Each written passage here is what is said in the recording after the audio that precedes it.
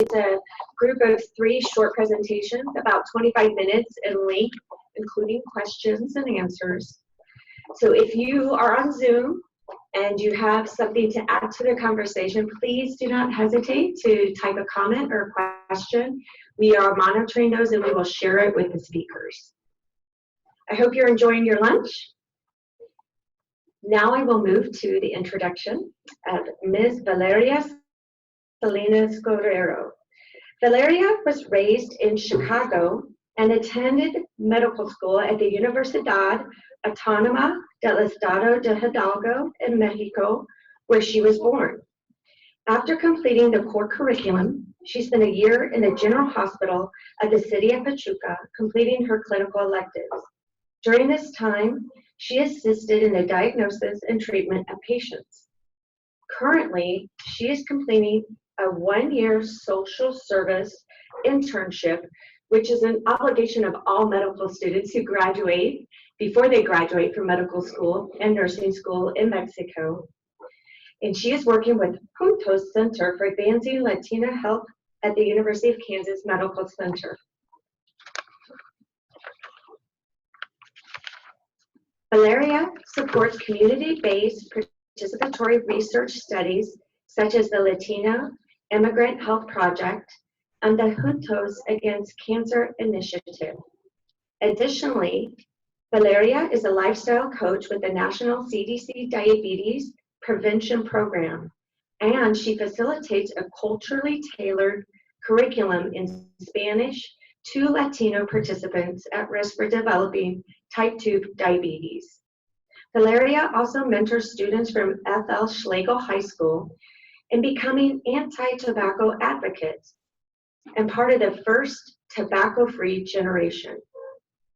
Her professional goal is to serve as an emergency medicine physician and to utilize her bicultural, bilingual experiences to make a positive impact in the health outcomes of vulnerable and underserved populations in the United States. Welcome.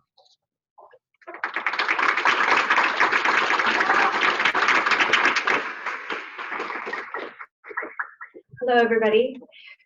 As Kim said, my name is Valeria Salinas Guerrero. And before I begin, I want to give you a little bit more of context of the year that I'm serving here. And that's to go along with one of the questions that we had in the morning, where does our responsibility lie when talking about health literacy? And I think that one of our responsibilities is sharing our stories, because before we are serving patients, we are them ourselves. So in Mexico, regardless of any career that you study, you get to do that for very inexpensive tuition. It's less than $50 in my school a semester. The trade-in is that as the government is supporting you, you give a year of your life at the end of your program to work in your community, apply the knowledge that you've gained, and remember why you started. Today, in continuing with health literacy, I want to speak to you on nonverbal language. And that's because we've run through a series of barriers that we find in trying to improve this aspect of healthcare. But something that is continuous and thankfully universal is the fact that we're always communicating. Whether we understand each other's language or not, each other's context, there are always nonverbal cues that can help or break relationships. And considering how important these are for healthcare, I thought I would look into this for my presentation. So before I begin, I would like to take you back to your class of psychology and sociology and anthropology, where we learned that we're constantly encoding and decoding nonverbal cues, and we're looking for safety. That's all of us. This is especially true for patients who are already coming at a vulnerable state. The picture that you see here is of a children's museum in Toluca, Mexico. This color scheme is not because they're children. It's actually a common thread in Mexico. There is a common belief of the power of healing that comes from color. And you're going to see that thread all throughout my presentation as I show you pictures and exemplify. This is a good moment to say that although I'm speaking of nonverbal cues and those are universal, the examples I'm using are from the context that I come from. So you will get examples from the Latino community, but specifically from my experiences in Mexico. So I think that a big opportunity for us is creating a space that eliminates some of our barriers, some of the barriers for our patients, because a lot of us are serving vulnerable populations. And they are already under a lot of stress, a lot of fear, a lot of anxiety. And all of these are barriers for an effective communication. So in order to create a safety space, we need to play along with the positive associations that we can create. We've all created them. We all have opinions and perspectives that are based on constant conditioning and associations that we've created. So for example, this is in Pachuca. This is in the city that I studied medicine. To your left are massive dinosaurs. These are figures that you can see from 4 or 5 blocks away. You can't see it in the picture, but right behind the dinosaurs is the Children's Museum of the city. So children, way before they reach that block, start feeling excitement and joy and remember laughter and color. So the city was very intentional about where they would place what's in the next picture, the Children's Museum of that city, which is right there, right next to the dinosaurs and the area of fun. In Mexico, kids actually refer to it as La Colonia de los Niños, which means the neighborhood of children. This helps mitigate some of that anxiety that comes from being young and not even being able to barely perceive everything that's going on, and the reason why you need that shot. So in continuing with trying to create this safety space, there are a few characteristics about encoding we can help our patients. Number one is timing. No matter what relationship you're in, whether it's friendship or amongst coworkers, the conversations and their end result in great part depend on the timing of them. So does our service to our patients. Many of our patients, one of the barriers that they're faced with when trying to focus on the interaction with the provider, and we all know that the interaction with our healthcare system starts way before they even come into contact with a provider, is the fact that they will have to miss work. For a lot of them who are not in our same situations, cannot miss work. If they miss work, that equates to a day of missed income. And that by itself creates a huge impact for their family. So as they are trying to address their severe chief complaint, they have this recurring thought of having to miss work and the guilt and anxiety that comes from that because they're aware of the circumstances and the effect that this will have on their family as a whole. Next is the value of family. That is huge in Latino cultures, and we'll talk about that more. But because that is huge, your patients are not going to come by themselves most of the time. They come either with siblings or parents or grandparents, and most of the time, a lot of children. If you have a space that's designated for them, even crayons and coloring books, it talks to your patient about your intention for them. It tells them that we care and that we are actively trying to create a space so that that embraces their culture and their values. We are in the midst of finalizing a study at Juntos, in which we were able to interview providers. And one of the questions that stood out was, what do you intentionally do to meet your patient's needs? A provider said, I intentionally hire. I look for people who already love and care for the community they're going to serve. And what that does is it literally eliminates some of the work. Because when you genuinely care and are working from that space, my creativity goes into overdrive. And then I try to meet their needs so that we can communicate adequately. They're coming from the same context, so I know the questions that you're not able to ask, and I know some social norms that are stopping you from making those questions. This is something we all use, whether you're a provider, you're in research, or any other realm of medicine. We all use visuals. And at first, it's inviting because we have Google Translator. And it seems easy, and that's a great start. But I do want to point out some characteristics that sometimes can be overlooked. So the first one is apart from having your material in the preferred language, it has to address the context, and this has to be aligned with their values and beliefs.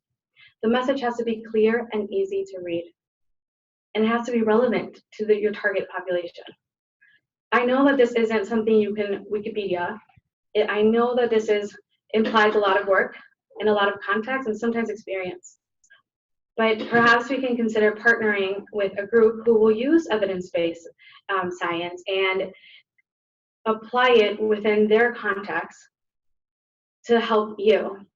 Other Latinos who understand the patients that you're trying to serve, and consulting them, not only are they willing and happy that they're going to be able to help their fellow community members, but it'll also give you the advantage of tackling some of these difficult points to address.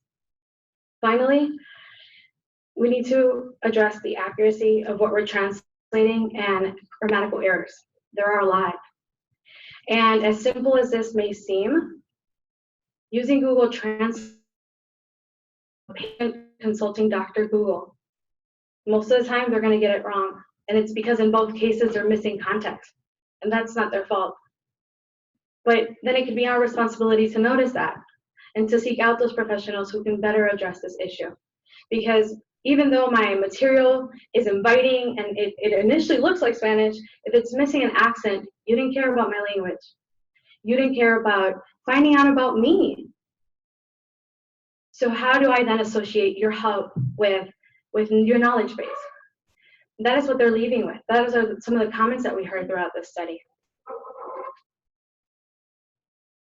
Now that we've talked about creating a space that is inviting, that reflects safety, and that eliminates some of the anxiety and fear, I'd like to talk about a few ways that we can decode some of the nonverbal cues of our patients.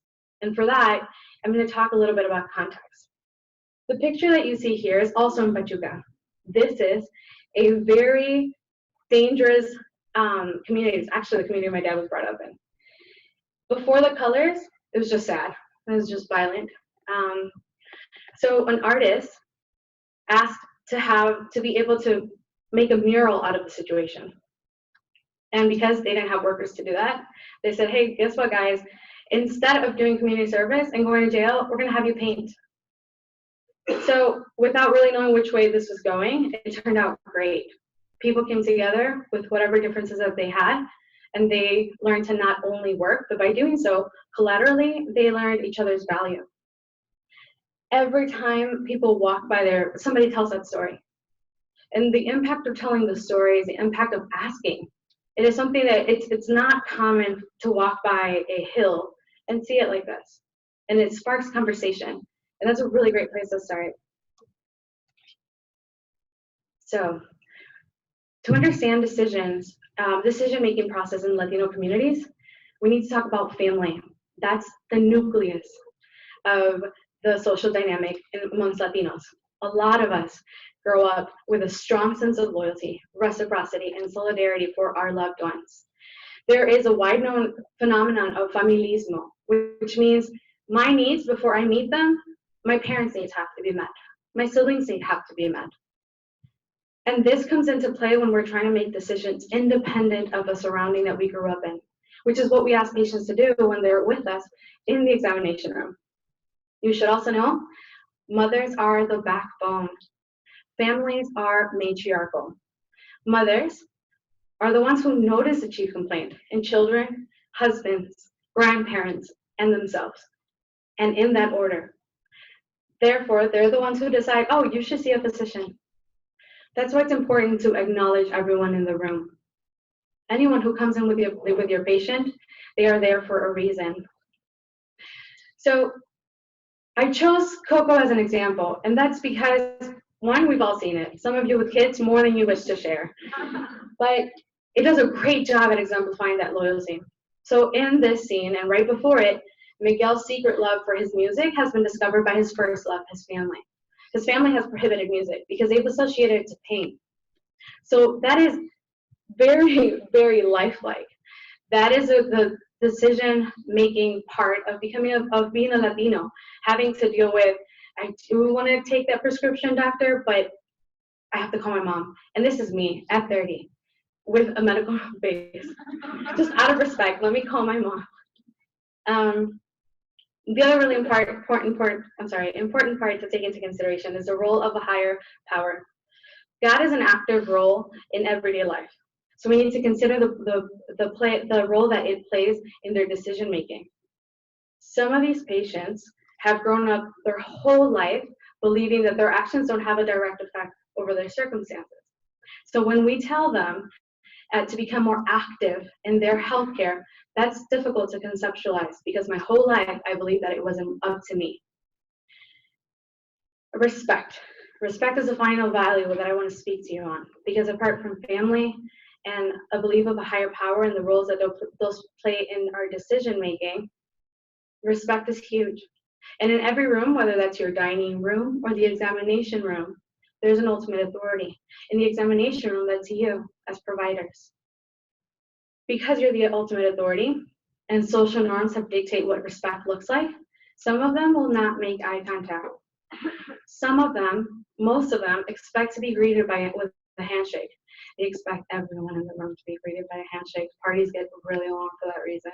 You go by and shake everyone's hand out of acknowledgement and respect that they took the time to come see you. They prefer to use surnames. We have 2 last names, and that's because, and I learned this the hard way, because I went by Valeria Salinas my whole life. And in medical school, a surgeon said, do you not honor your mother? That is what they represent. They are an introduction of the families and that brought us up, and a reminder that we're a product of them. And honorifics. Honorifics are kind of a tricky subject, but a lot of them will prefer to call you by doctor. And that is because we use honorific to acknowledge your hard work. You can grow up next to Luisito, but the moment he graduates from the university, he's a lawyer, he's a doctor, he's a judge. And they go by that name as acknowledgement of your hard effort. When we go into the room and instead of saying, I'm Dr. Val, I say I'm Val, I may unintentionally be removing my credibility. A good compromise might be, hi, I'm Dr. Val, but you can call me Val. It acknowledges both customs, and it allows them to pick and really tell you about theirs. Many of them will not ask questions, and so then we have to interpret silence, because nodding and not speaking is the equivalent of many different things, not necessarily agreement. It's out of respect that I don't disagree with the ultimate authority in that room. I may not agree, I probably won't follow, but that is socially accepted. It's frustrating, but it's socially accepted. I want to finalize by recognizing what's going on here, and that's effort. Effort is another concept that we don't have to translate, because when a patient sees a provider run in and out looking for the printer so they can get materials in their language, that speaks on effort. Because when they walk in and you're making the effort to pull up different chairs for the 30 kids that are in the room, that speaks on effort. And I want to tell you the first time I realized the impact of nonverbal communication. I'm going to walk because I'm kind of a walker. Or I was. That's okay, I can do it here. No, I can.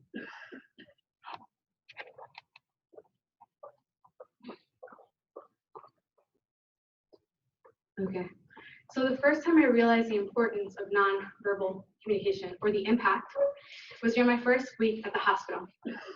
I was called down to the emergency room to see a pregnant woman, to really translate for her, because she had been sitting in a room for 2 hours without any knowledge of what was going on. I'm going to be super honest, I felt uplifted.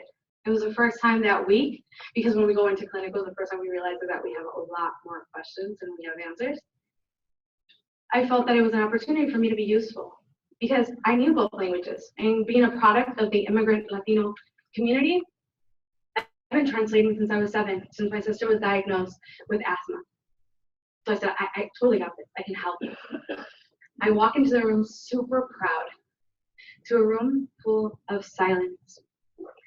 As I walk in, to my right was a patient, a beautiful pregnant woman of 18 weeks, looking straight into space, not saying anything. No facial expression, nothing. Her hand was simply on the bed, and on her hand was another hand, the hand of a resident, a first-year resident, who was not saying anything, and her face was full of fear. Her eyes were super wide, and her lips were really, really shut, closed. The attending then approached me and said, "Are you the translator?" And I nodded, and she said, "Good. I need you to tell her that we're not able to detect either of her baby's hearts." My face resembled yours, and she knew that. She came up to me and said, "Do you know how to say that in English?" It wasn't a language issue that I was dealing with. I turned around and I translated, and I braced myself, because for the first time in 2 hours, this patient would be learning what happened to her, or so I thought. She responded with, "I know." I proceed to translate other indications and just give her a context of what was going on, and to everything she said, "I know." The only time she moved her head to nod was when she was told that her family was still out there waiting for her, to which she said, "Oh, I know." I was leaving after making sure she did not have any questions, just walking up, and she said, "Hey, tell her that helped." I'm looking at her arm, I'm looking for an IV, I'm looking for something, I'm looking for a way to be useful and something to translate. And she understood that I didn't know what she was talking about. She said, "Her hand, tell her she helped." I turned to the resident, knowing that I was going to say something directly to her. She smiles at the woman, and the woman smiles back. There was nothing that day, in that moment, that I could have translated knowing 2 languages that could convey a better message than what the resident did. And that's our common thread. There's a huge list of why we have so many issues in our healthcare system. But the reality is that we all have an amazing baseline, and that's humanity. We're always encoding, and we're always decoding. If we become a little bit more conscious of the message that our spaces, that our body language are conveying, then we have a greater impact. I want to finish off, before I present our next amazing speaker, with inviting you to participate in a project I'm working on.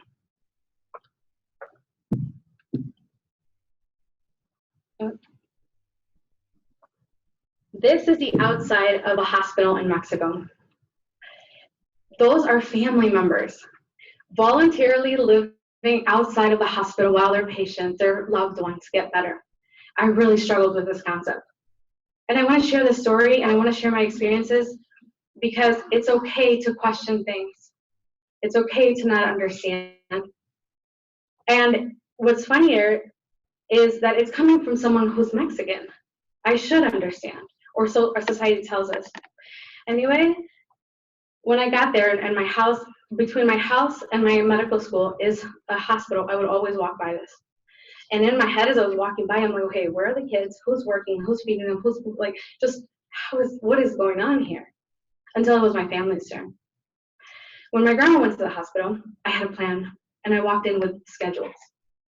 Until my mom got there, who walked into my limbo in my intersection, and then she said, "What are you doing?" I'm like, "Mom, I'm solving it. I totally got this. Like, we were just missing schedules." She took the papers, and she's like, "No, we're gonna be here. If you can't be here because you have school, I understand that. I'll take your place. We can do a buddy system, me and you. But you need to let this happen." I went back to school because I'm like, I'm gonna get in trouble. And my professor said, "Val, I heard about your grandma. I'm sorry, elaborately, so you can go back to the hospital." It's a wide known phenomenon. It is something to be respected. Once we finally got to see my grandma, one of the first things she asked was, "How's everyone?" And I was able to proudly say, "Everyone's fine, they're all outside waiting." To which she turned around and told her nurse, "Anna, see, I told you, I have to get better. My family's waiting for me." This is something that I heard over and over and over again during my year in the hospital. Family is a source of emotional support, guidance, and advice. But we're family too. We all started for the same reason. And I believe that we can do something in every interaction, whether that's with a patient or between each other, that will remind us and remind them why we started this, which was to help. I'm going back to Mexico next week, and with the help of my team from Juntos, who are donating, and families who are donating, I am organizing food, and we're going to cook and take it to these family members in solidarity. I'd like to invite you to be part of that by sending well wishes.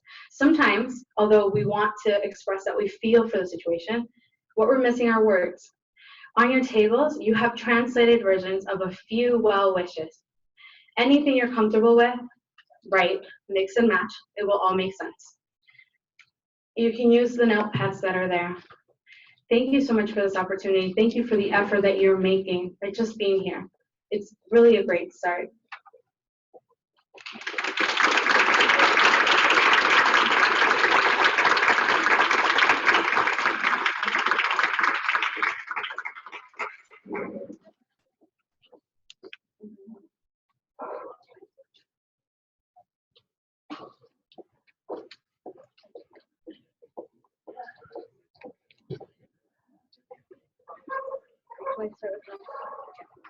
So now I have the honor of presenting Dr. Emily Bardell.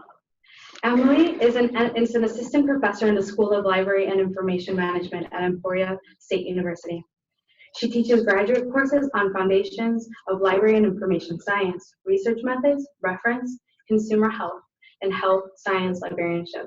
Her research interests are in the area of health information behavior, with a focus on health insurance literacy and how people make health insurance decisions.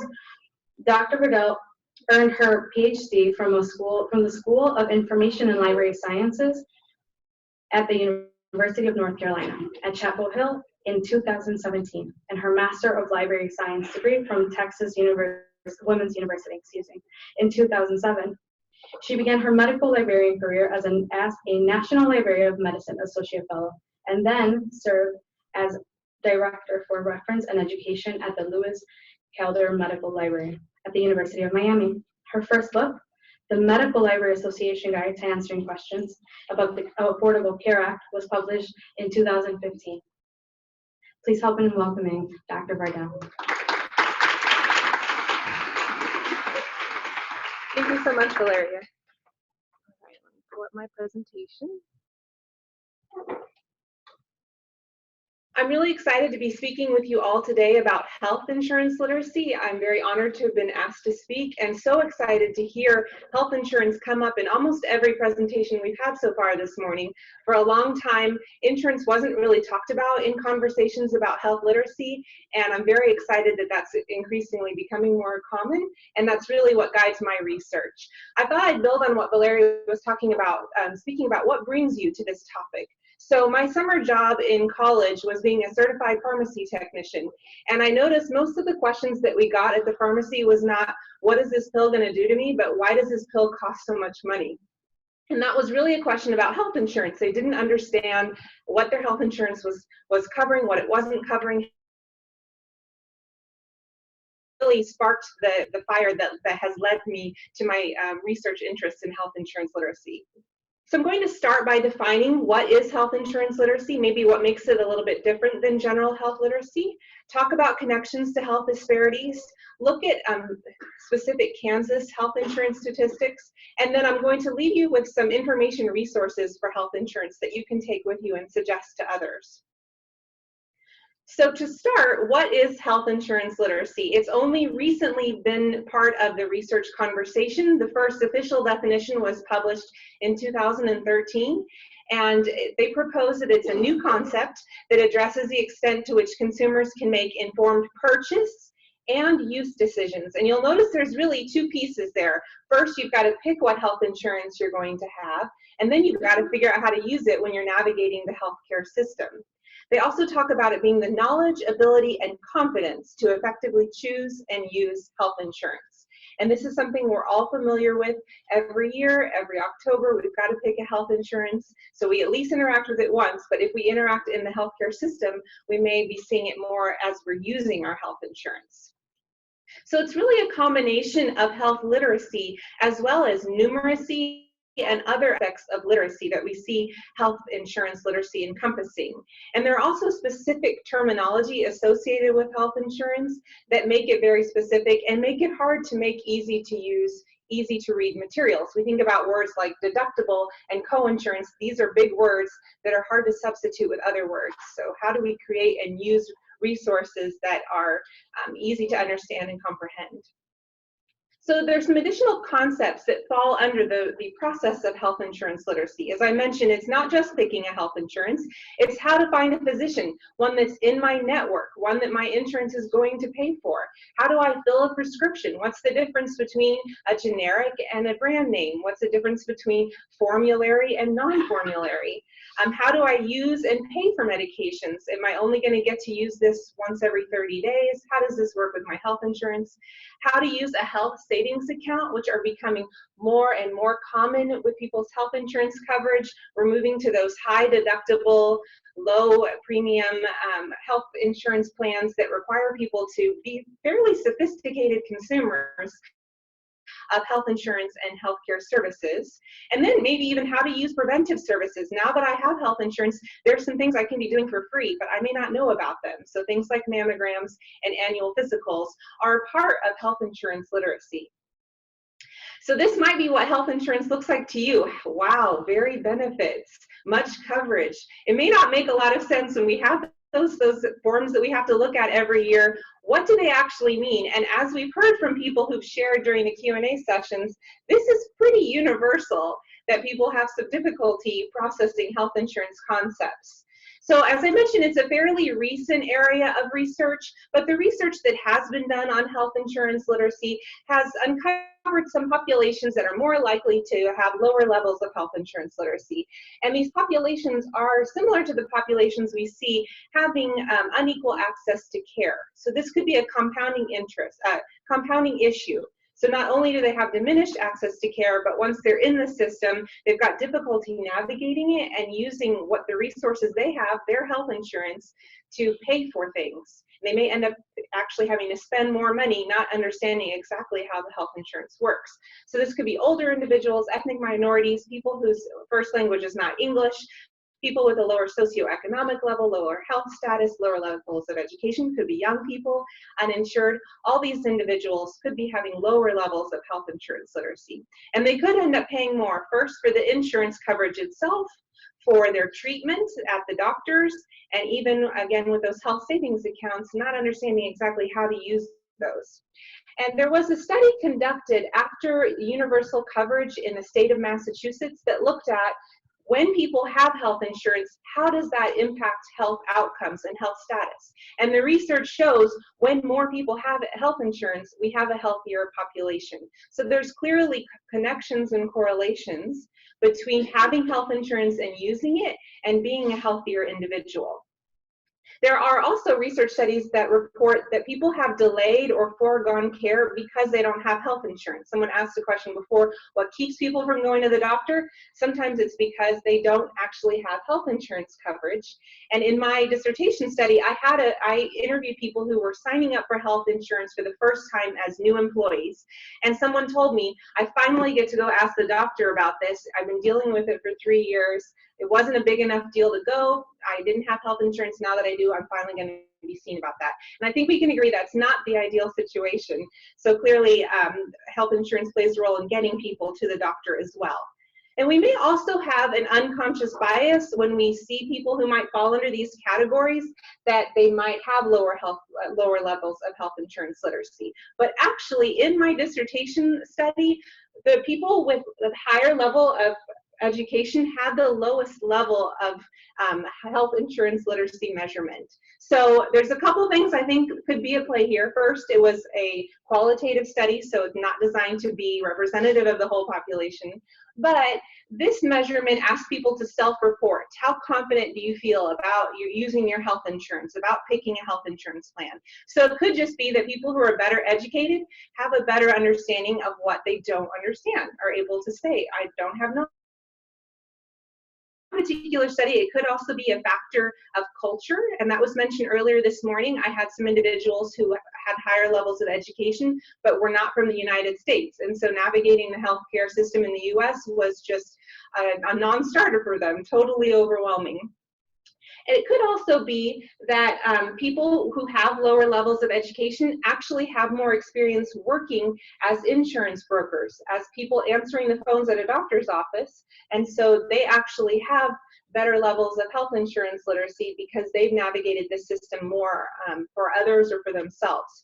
So when we come and we say, okay, we can kind of guess who's going to have lower levels of health insurance literacy, that might not always be the case. It might be the most well-educated person in the room has the hardest time picking the right health insurance coverage for them. So I wanted to take a few minutes to talk about why do we think this is becoming more and more popular? Why is health insurance literacy becoming part of the health literacy conversation? And I wanted to just show some statistics of people who are entering the health insurance marketplace each year. So the first column on the left is 2014 and the one on the right is 2018.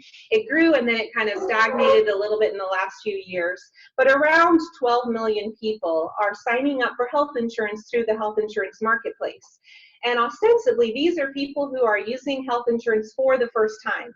They did not have coverage before. Now, through the Affordable Care Act, they're signing up for coverage through the health insurance marketplace and they're using it. So we have people who are kind of entering in the health insurance literacy trajectory for the first time. And so these questions are coming to light. You might be curious to know, what does that look like for Kansas? And I'd recommend, if you're interested in any kind of health statistics, to start with the Kaiser Family Foundation, kff.org. They've got great statistics, and they have statistics specifically on health coverage and uninsured and health insurance in managed care. So if you go there, you can look and see, okay, what does it look like in my state? And for the state of Kansas, actually more than 50% of people have insurance through their employers. So they have employer-sponsored insurance, and that's how they're getting covered. A little over a quarter have it through Medicare and Medicaid, and then other individuals are either uninsured or they're getting it through the marketplace. And that's actually pretty high for Kansas. This map shows, or for the United States, this map shows the nationwide trends, and the darker the color state, the more people have health insurance through their employers. And as you can see, Kansas is in the higher level. So we actually have more people getting their coverage through their employers. That doesn't necessarily mean they're better prepared to navigate the system, but they're interacting with it in a little bit different ways. So this is a stand that I have in my office. You had me at health insurance. I love talking about this topic.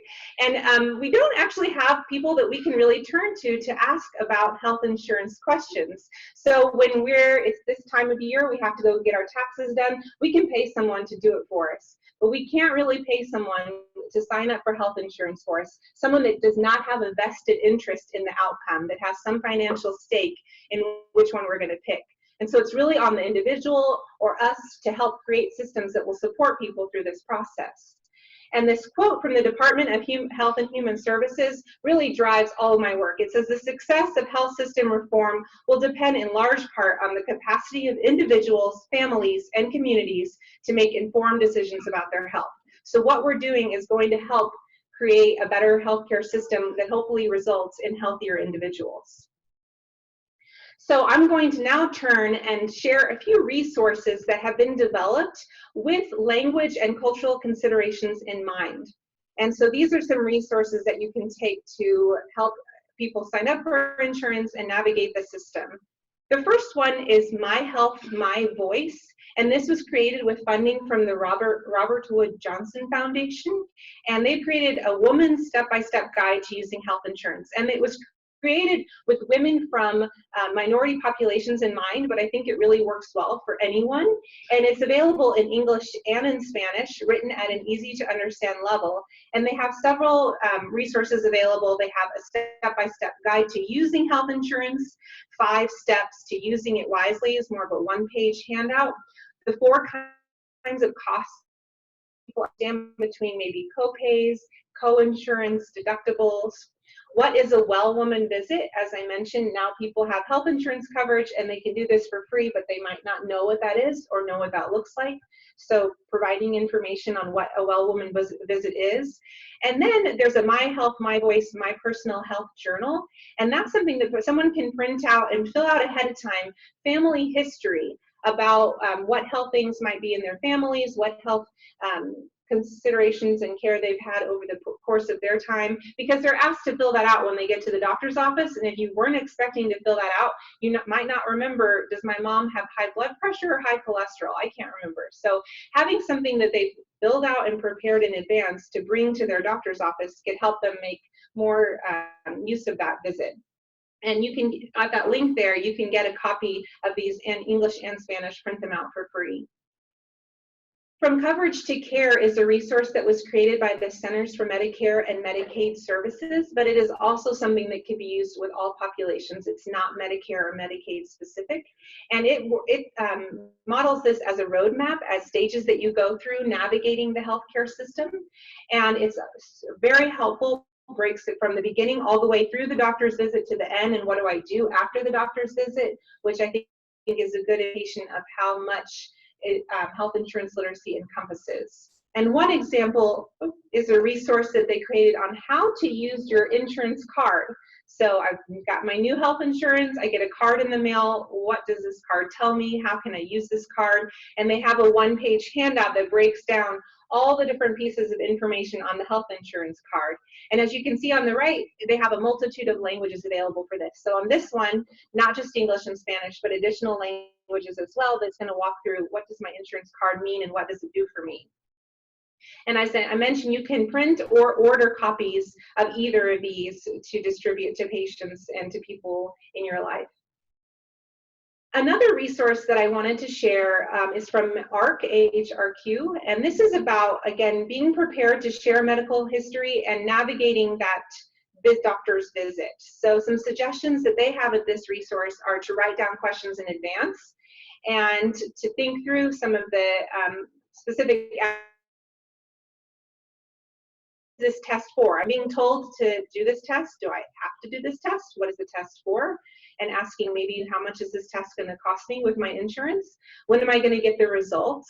Why do I need this treatment? Again, making the individual, the patient, a more active participant in their treatment.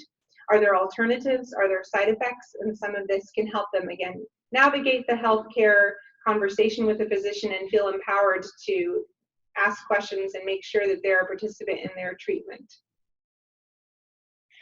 They have a couple of other helpful links here on the right. They have 10 questions that you should know the answers to, questions that you should expect to have at a doctor's office. They have some questions you could ask before you get to your appointment, ask during your appointment, and asking after your appointment. And they even have a tool for building your own list of questions so that someone can feel like, okay, I only have those 10 minutes with the doctor. I've got my questions written down ahead of time so that I can make the most of those 10 minutes. And all those are available at their website. And then another piece of health insurance literacy is that follow-up action afterwards. I've seen the doctor finally for that thing that I was putting off, and they've given me a prescription. What do I do with it? So a great place to go to is medlineplus.gov. It is a consumer health website from the National Library of Medicine without any advertisements. It's taxpayer money. So it's a great resource to use. There's no hidden agenda of selling a prescription in the middle. So if someone has a new drug that they've never used before, they can come here and find information. And there are even handouts that you could print out and have available as well.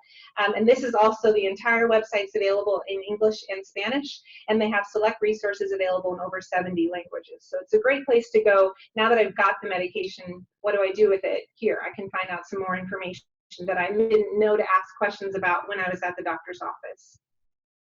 So my goals is to help you see the importance of health insurance literacy, how it fits within the discussions of health literacy in general, and hopefully provide you with some resources that can help you meet people's health insurance information needs and perhaps not feel so stranded and alone in navigating the health insurance marketplace and process. Thank you very much, and I think I have lots of time for questions.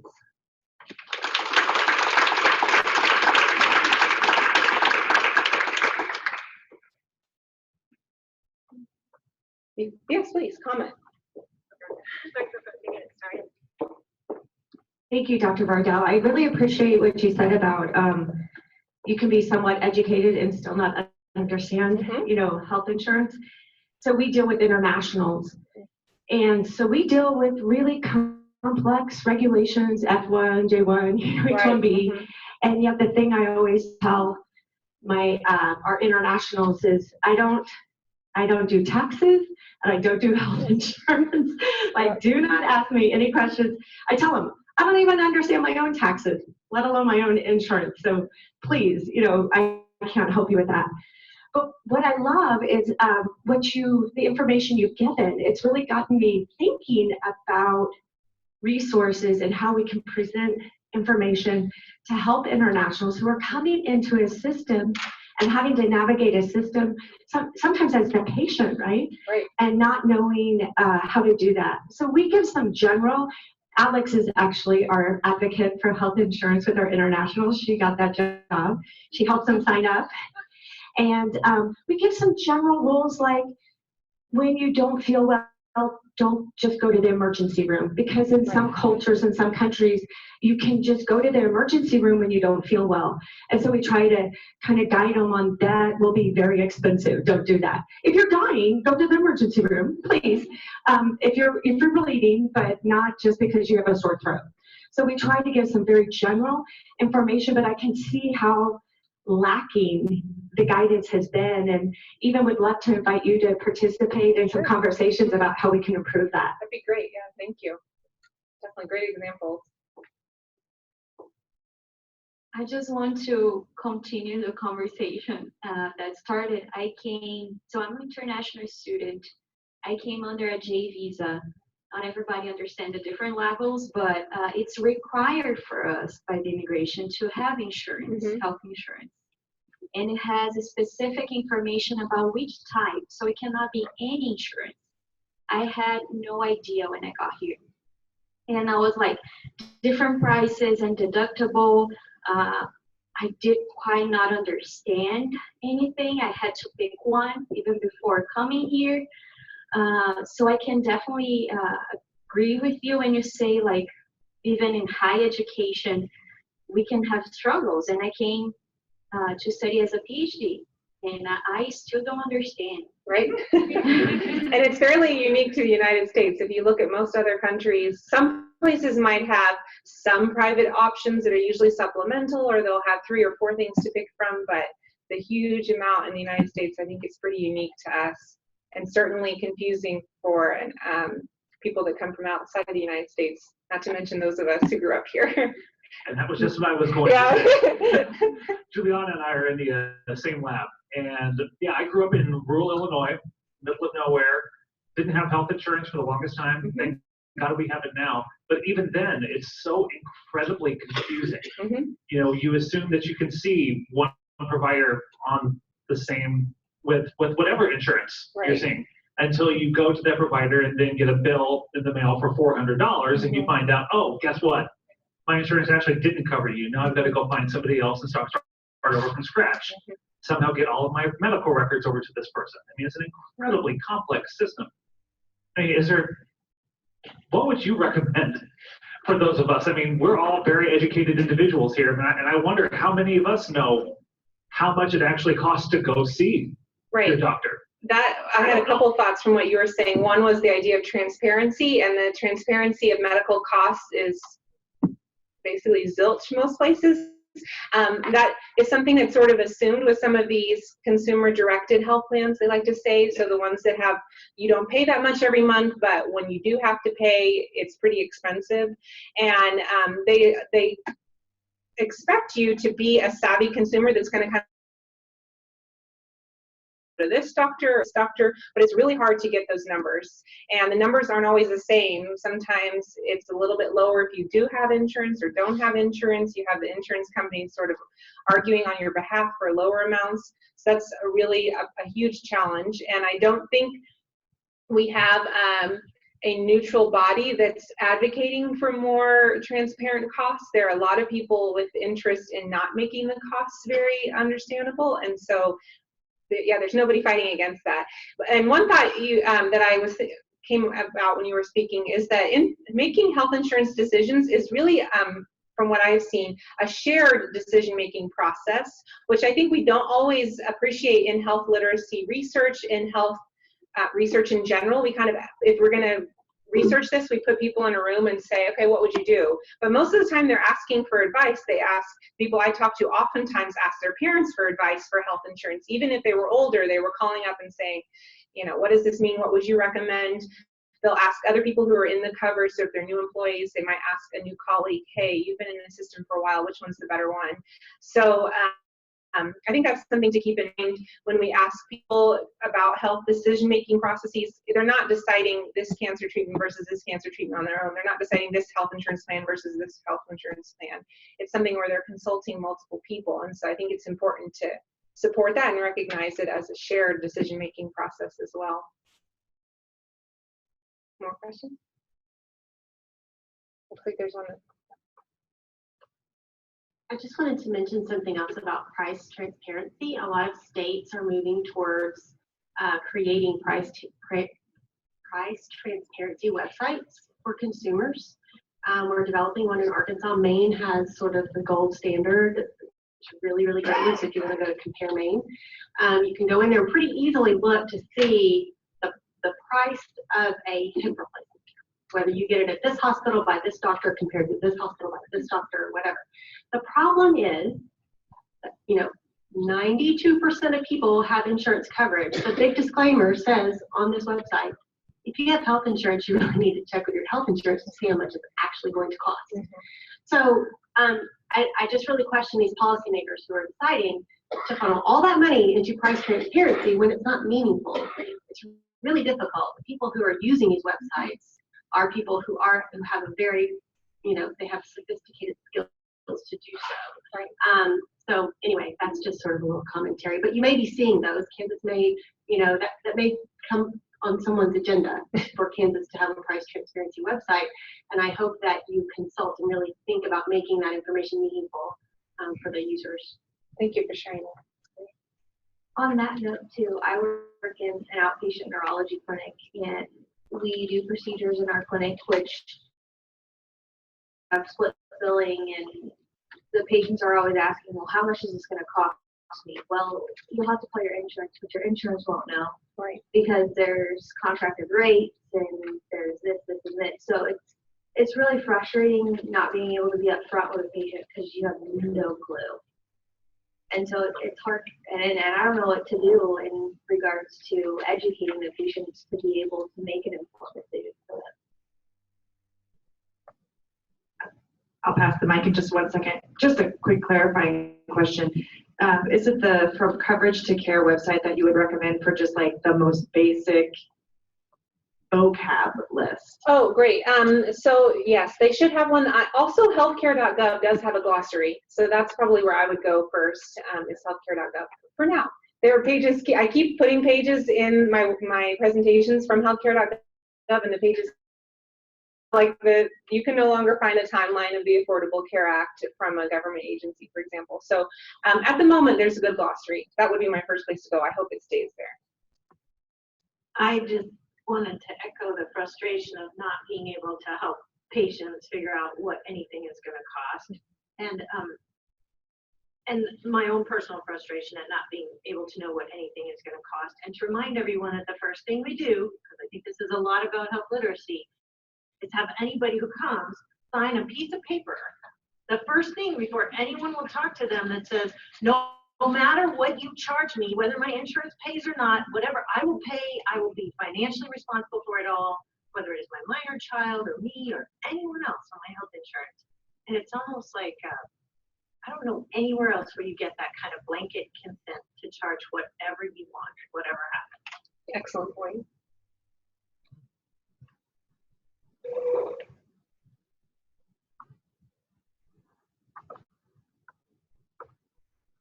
So not to make it look even worse, but I'm going to make it look even worse. So my health insurer has an app that actually has the health insurance data loaded on, So I should, in theory, be able to search for a provider who's in network with my insurance and be told how much it will cost to see them. But it has a lot of the providers misclassified.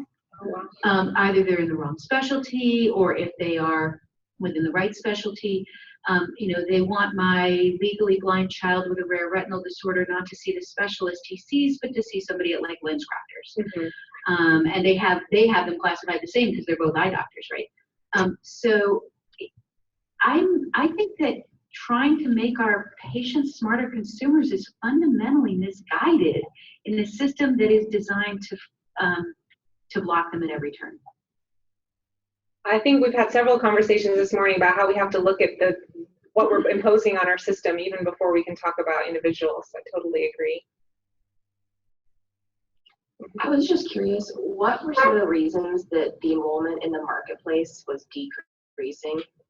So one of the reasons was there was less advertising for the 2017 enrollment. After the Trump administration came in, they pulled out all advertising, so you didn't see like you didn't see commercials or ads in the websites for healthcare.gov. So that was one reason. And some companies were sending people to sign up through healthcare.gov at the beginning. I think there was a decrease in that as well, in some of the regulations. Most of it was legal. Thank you so much for the questions. I really appreciate it. Thank you, Dr. Lardell. I think we need a whole day of just having her here so we can address so much confusion.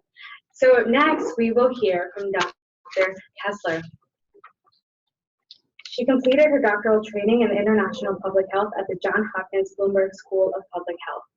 Her active studies focus on developing, evaluating, and adapting health interventions like HIV infant tracking system to improve early infant diagnosis of HIV, prevent perinatal HIV transmission amongst pregnant women, and pilot new point-of-care HIV testing strategies at birth in Kenya.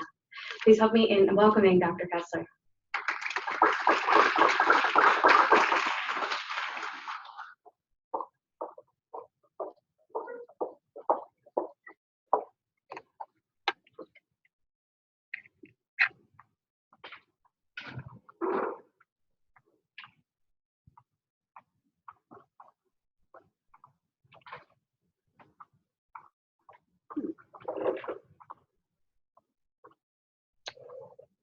Is it on the back? On the desktop. Yeah.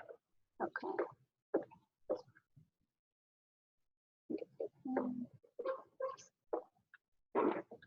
I'll get it. Yeah.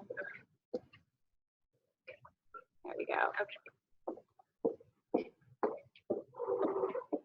Okay, thank you. So we'll transition now. I know that was a very relevant domestic topic that all of us feel on a day-to-day, but talk to you a little bit about opportunities. Our group has been engaging with trying to use technology to engage patients and the opportunities that that's presented to try to increase health literacy.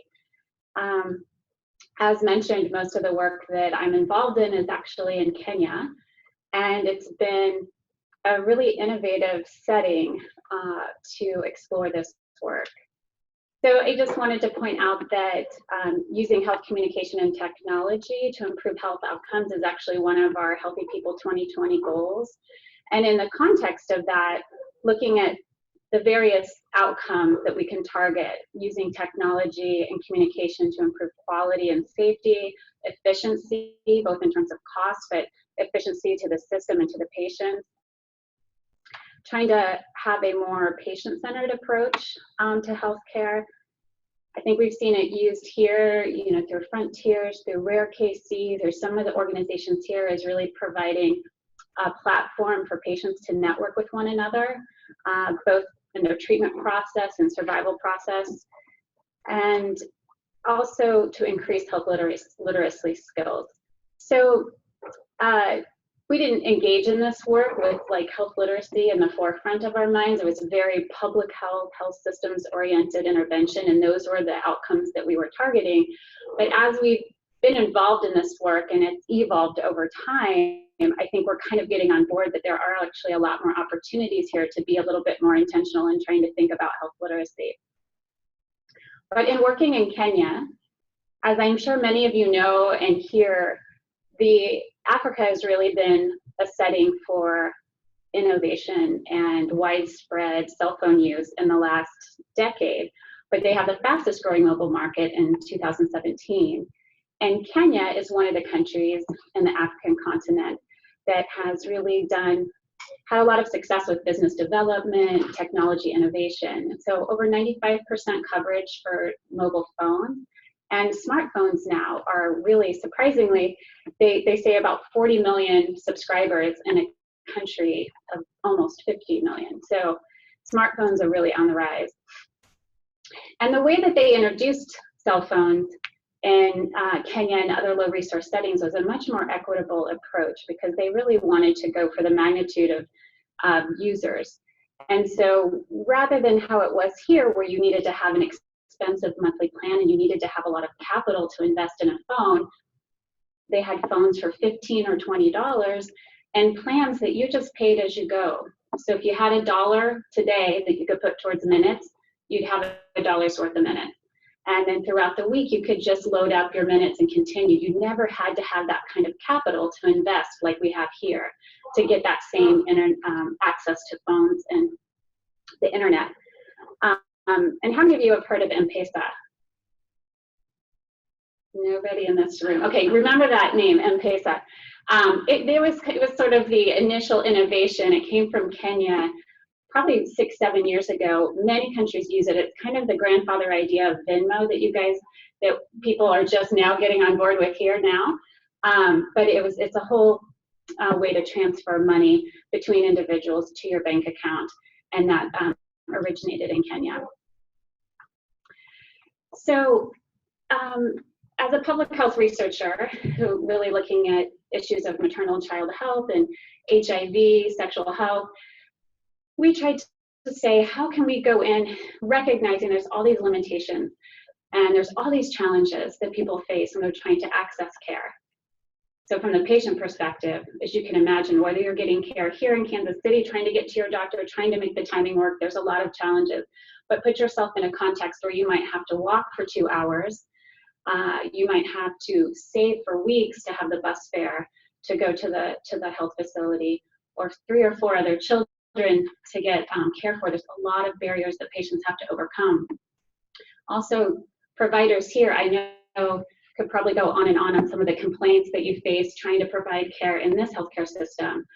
But the providers, the challenges faced by providers, and really a lot of scarcity challenges, limited access to electronic medical records, and the patient-provider ratio is so high, it's a very difficult place to provide care. So we went in to say, how can we improve early infant diagnosis? So that's diagnosing infants who are born to HIV-positive mothers, and identified all these different challenges and gaps, and tried to think about what would it take from a system-level perspective to improve these outcomes. And so my colleague, I want to give credit, Brad Gottney, actually designed a system called the HIV Infant Tracking System. And the main goal was to use technology to link these key stakeholders. So in this case, it was the mother and the infant, the healthcare provider, and the central laboratory where the blood tests were shipped for testing. And there were so many challenges and delays and lost samples and passive communication that technology seemed to be a good fit to resolve and increase accountability. So I won't go into it. This isn't to be a talk about the HIT system, but basically we used algorithm-based prompts to engage the providers at the hospital and at the lab. But what I wanted to talk more about was how we engaged the patients.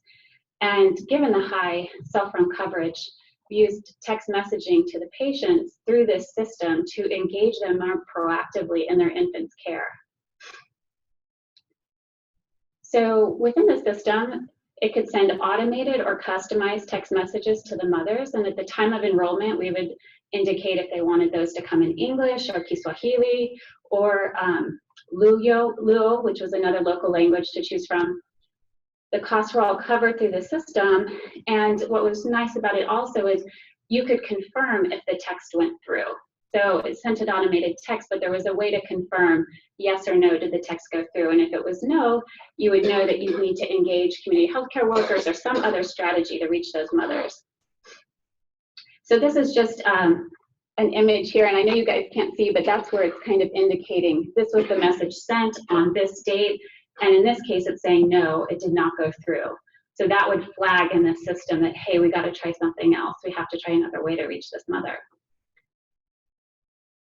But in this first system, the first iteration of this system, we actually weren't too savvy about thinking about the message. I mean, we tried to think carefully to be very protective, to not have anything that related to HIV, anything that could risk disclosure for the woman, but we sent the same message, and it was, this tafadhali leto mtoto kuana. I hope there's no Swahili speakers in the room. But the translation to that is, please bring your baby to the clinic.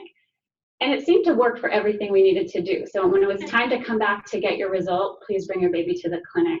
When it was time to be retested, the infants are tested on a cycle at different months of age. Please bring your baby to the clinic.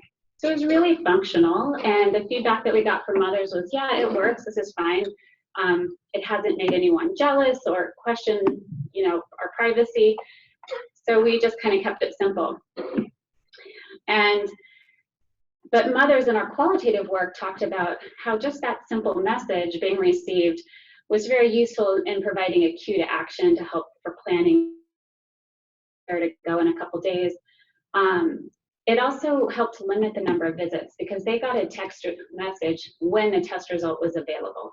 So prior to that, not knowing, sometimes with anxiety, mothers would make multiple trips waiting, and your anxiety increases when no one can tell you when the result is coming or where it is. But it also increased a sense of engagement. And I think women too felt more connected to the health facility. And there's a couple quotes I'll share from the qualitative work. These first two are really just referencing that cue to action that it helped to remind the patient. And I think now we do that pretty routinely here. I get text messages on my phone when I have appointments. But this is something we started 6-7 years ago in Kenya. But this one, I wanted to share this one with you. So the participant said, it's contributed a lot because when I get a text, like the other day I got a text reminding me it's 9 months, come back to the hospital. It encourages me because I feel like you guys are concerned too. There are many people, not everyone follows up, and you remind us and you encourage us. And sounds like in her mind, she's picturing the healthcare provider she usually sees, and then that person is really tracking her care and wanting. That is likely true, but I mean, this is an automated system, but even so, I think it was still, many women had quotes that resembled this. And our outcomes from this big study showed really high efficacy, that through this engagement and through this more proactive approach to the providers, that there was a significant improvement in complete testing retention, linkage to treatment, and faster turnaround times for all those steps. So improving quality and efficiency, which were our goals. In our next iteration, we tried to be a little bit more conscientious about the messaging. And so we got a study to adapt the system for pregnant women rather than just postnatally, trying to intervene earlier. And in this, we wanted to have options that were more customized for the patients. So our targets were trying to help women come to all their antenatal appointments, take their HIV medications every day, have a hospital-based delivery, and then once their baby's born, link them to the testing system. So we engaged in focus groups with the mothers, pregnant women, and recently delivered women, asking them, like, do you even want to get these text messages? If so, how often would you like to receive them? What would be helpful to you? Because people know that they are supposed to take their medicines every day, and we didn't want it to be nagging, but we wanted to see, would it be helpful? Could it be helpful? And tell us what you think. So through that process, they kind of narrowed down these options of Nisa, basically it's time. The next two options are like different ways to just say, hello, how's it going? And then the last one was saying, like, greetings from the clinic. And perhaps not surprisingly, nobody really liked that message about the clinic because it was still influencing, like if every day I'm getting a message about the clinic, that's not going to be. But what people liked, the 40% and 40% there were the two that were just like, hey, how's it going? How are you? Just a nice, friendly greeting. And 89% of the participants said they wanted to receive text. And the frequency that most preferred, 78% preferred daily. But even with these preferences, we still have the options when they enroll that they can clearly choose not to receive a text message if it's going to bother them. They can adjust, they can enroll and say they want daily and then say that's too much and scale back and have it less frequently. And we only have those few set messages based off of the preferences, but they could also change that too. And then the other two ways we engaged moms, so one was the reminder to come to the clinic, and that would go out 2 days before every next appointment, but also to help encourage deliveries at home. They also would receive a message 2 weeks before their due date and then 4 weeks before their due date.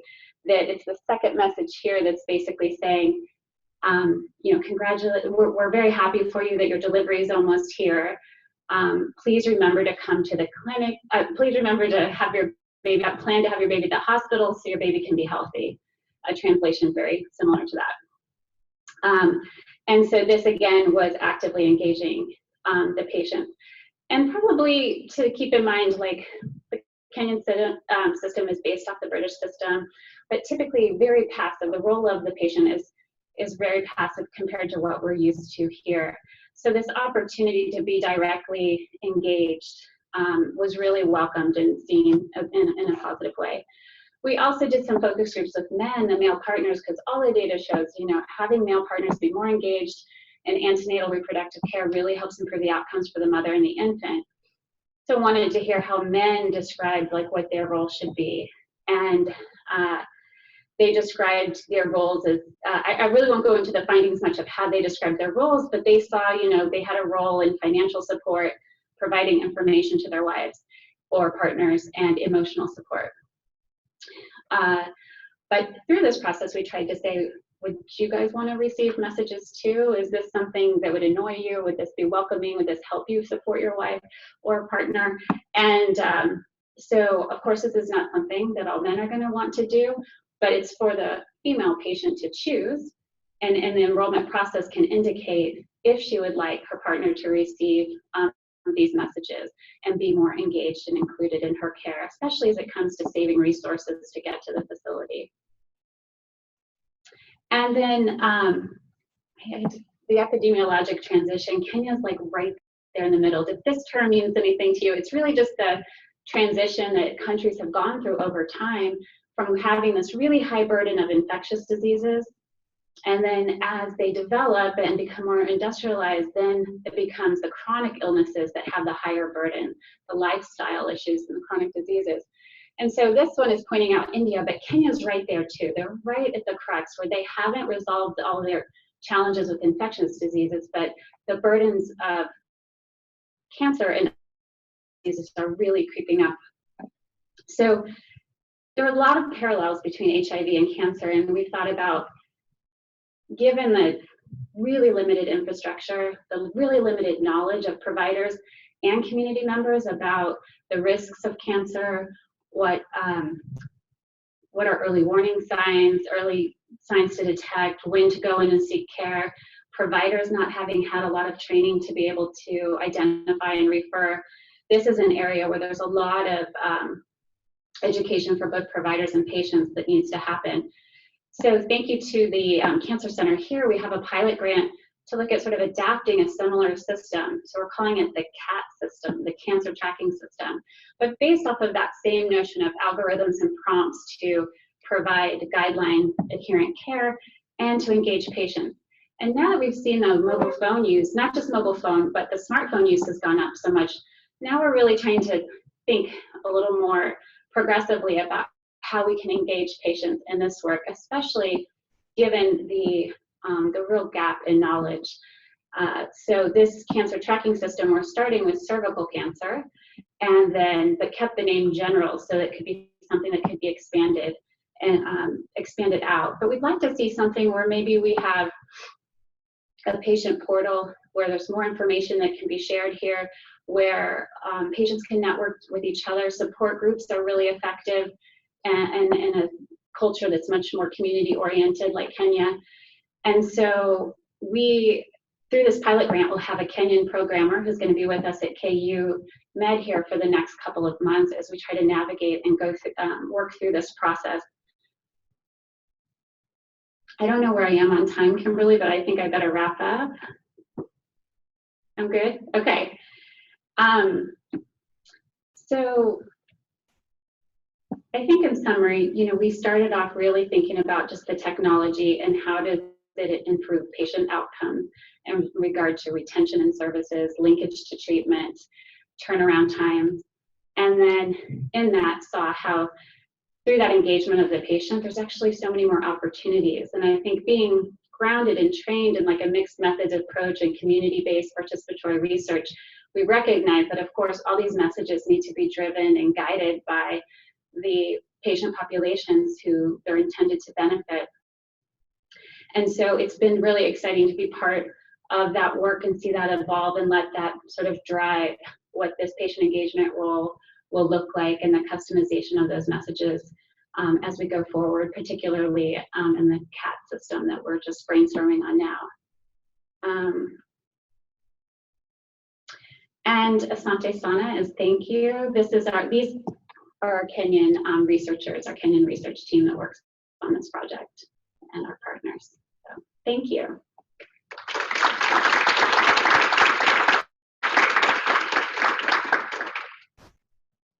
Any questions?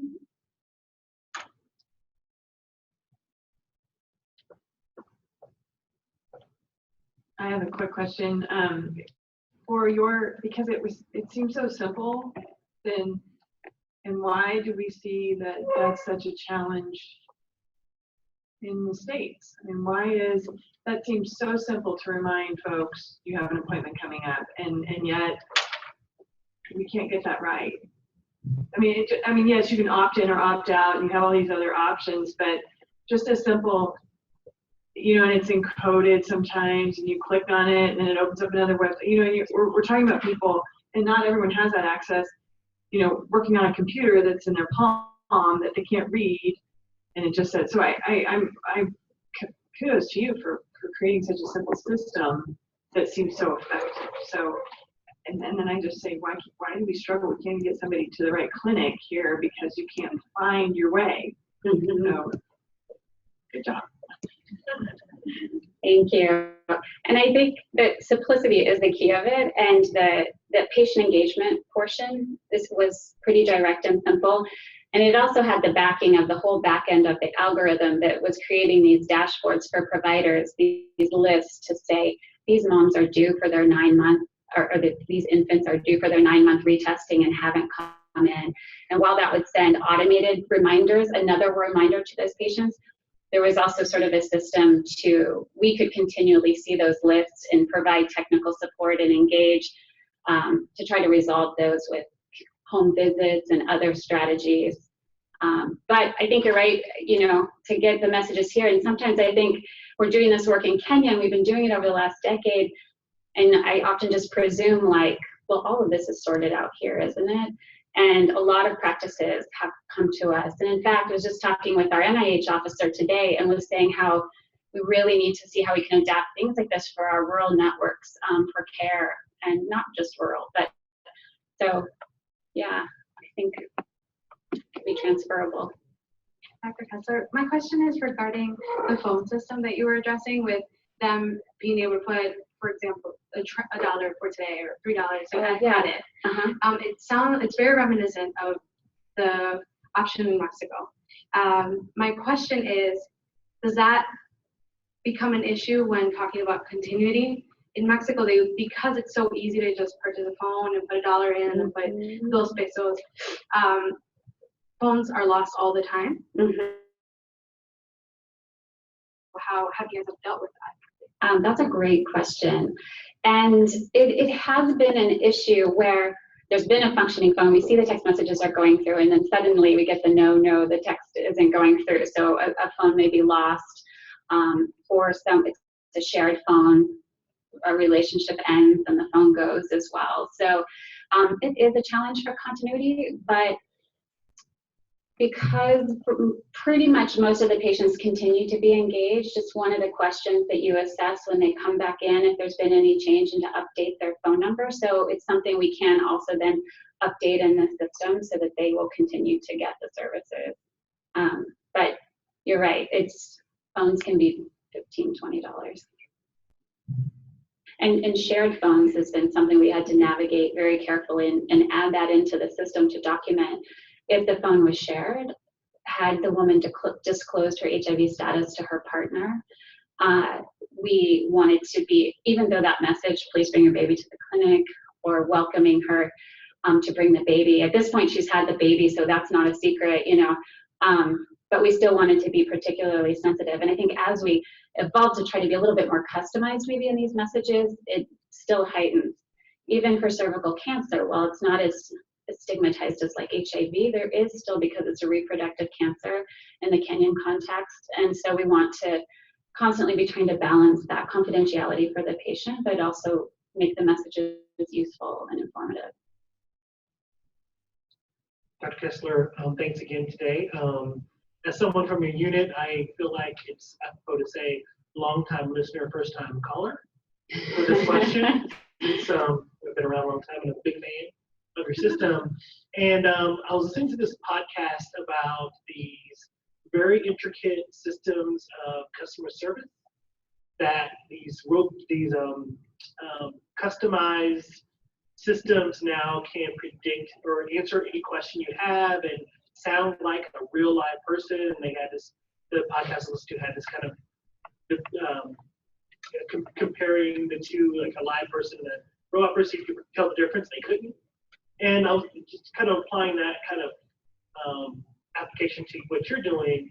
What is the future for where you see the HIT system going, and how detailed do you see those conversations? You've evolved from that initial kind of initial little tag, and now you're doing multiple tags and multiple communications. How far do you see that going, and what is the future for this type of engagement? Thanks, Todd. What a great question. And you'll have to share that podcast with me, because some sort of artificial intelligence form of responding could be, if it really targeted, I could see that being really efficient. There are some other systems that have used like kind of an ask a nurse so that the texting is two-way. We were kind of torn initially because we've had mothers say, my partner tried to call that number back, because, a protective partner might say, hey, who's asking you how you're doing today, or who's giving this message.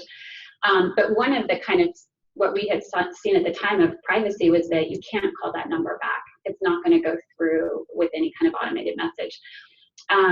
But then as it's evolved, one-way texting is still kind of basic. So we want to see how it can be more dynamic so that there's more of this like question and answer.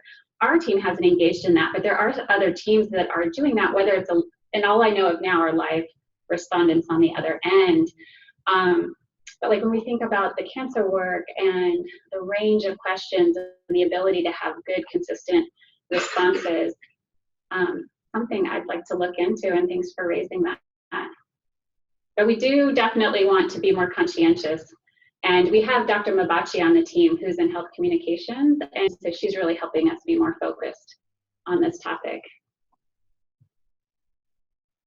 And there's 1 minute left. Is there any other questions?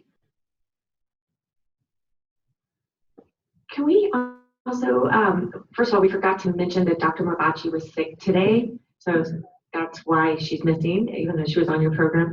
And then I wanted to also circle back around because we didn't ask Valeria any questions. I didn't know if anybody had anything for our first presenter of this tribe presentation, anything related to culture and or any last thoughts on any of the three presentations.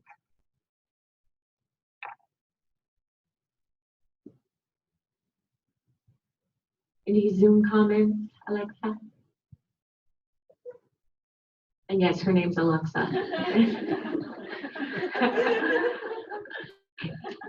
Okay, thank you.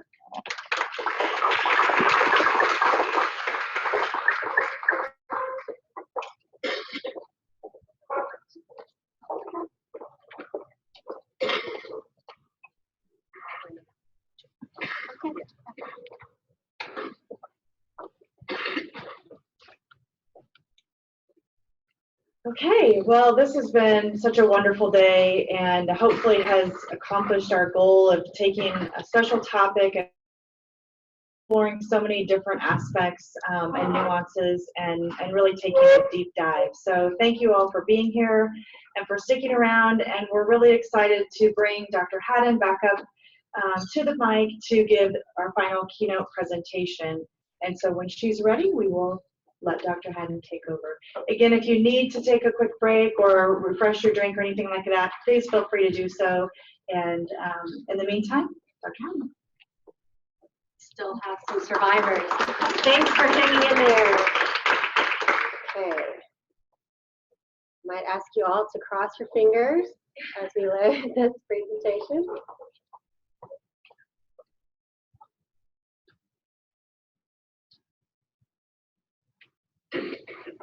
By special request, Todd Moore is present. We have some history with this. So, okay, what a great day. I have enjoyed every single second of this day. It is a privilege to try to wrap everything up here at the end in the keynote. I took some great notes. I know I'm not going to remember everything. There have been some really great common threads throughout the day. What I'd like to end with today is talking about innovation. I am an idea person. I'm so driven by new ideas. It really is what gets me up in the morning. And so the opportunity to talk about new ideas in health literacy and how health literacy fits into the new ideas in healthcare is very exciting to me. So as I was preparing this talk, I started thinking about, okay, what are the new innovations in healthcare that we need to be sure to talk about today? So I want to ask all of you out there in this Wordle, how many of you have been to some kind of workshop or continuing education, presentation, lecture, anything about any of these healthcare innovations? On value-based care, on informatics, analytics, maybe, all of those, any of those things? I see hands all over the place. Yes, okay, so as I started taking a deeper dive into these innovations and considering how health literacy is relevant, I realized every single one of the innovations in healthcare today is to some degree patient-centered or person-centered and is expecting some level of engagement from people, from patients. That's what's new in healthcare, really. So the question is not really where does health literacy fit, it's where does it not fit. We are asking people to be more engaged in their care and to be more engaged in their health. They need to have a level of understanding about what that means, and they need to know how to do that, and they need to have these skills, and we need to, by golly, make things easier for them to understand. So I'm going to talk about some of these innovations specifically, but first I'm going to talk about an innovation in health literacy in that how we talk about it is different now. So the new way we talk about health literacy is a little bit different than in the past. So I'm a researcher, and I do quite a bit of consulting and mentoring for junior faculty and researchers, and I get calls all the time. Dr. Haddon, I want to do a study on health literacy. And I say, great, what do you want to do? And they say, well, I want to improve health literacy for XYZ, for some patient population or some group or something. And so then I invite them in to have a conversation with me, because we're challenged by that phrase, to improve health literacy. The way we talk about health literacy now is really more about improving health by addressing health literacy.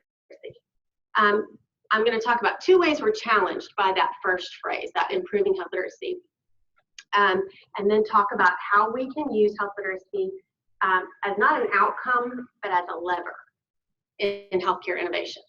So the first sort of shift in thinking happened when we started looking at all these conceptual models and pathway models of how health literacy fits in with health outcomes.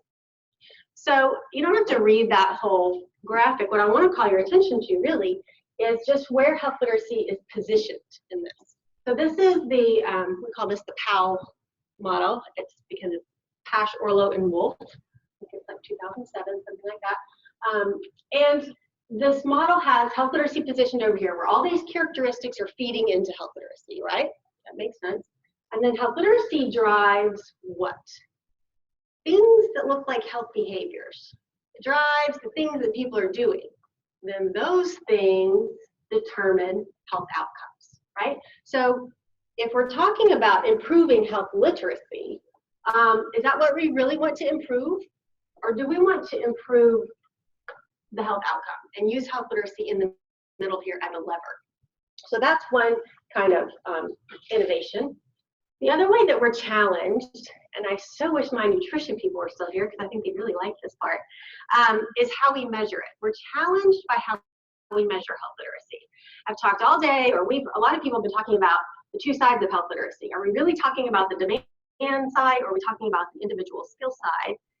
And when it comes to measuring the individual skill side of health literacy, we've come a long way in our measures. Our earliest measures were basically a list of medical words, and if you could read those medical words out loud and I could understand you, then you pretty much have some level of adequate health literacy. This is a newer measure of health literacy. This is the newest vital sign. And it gets at a number of different components of health literacy. As you can see, there's some document literacy in there, there's some numeracy. But the problem is, if I were to administer this to a person on time point A, and I were to ask them, give them this ice cream label, ask them these 6 questions, they get a score from 0 to 6 on day 1. And then I were to do something. I'm going to do some kind of intervention. I'm going to improve their health literacy. We're going to measure this again on time point B on day, whatever. Do you think you're going to see an increase and improvement in that score? Maybe if the intervention is how to read an ice cream label, maybe you'll get a better score there. But and so what's really happening here is that health literacy is a latent variable. So when we measure it, we need to think of health literacy not as like a list of knowledge questions that are right or wrong, where you can get a score and then you can improve that score later. But think of it like IQ. So is IQ a perfect measure of intelligence? Some people say yes, some people say no. But if I took an IQ test on day 1 and then I read a stack of books and I took some classes, took a math class and some other things, and then I took an IQ test again, would you see a difference in that IQ score? Probably not, because it's a latent variable. It's very complex.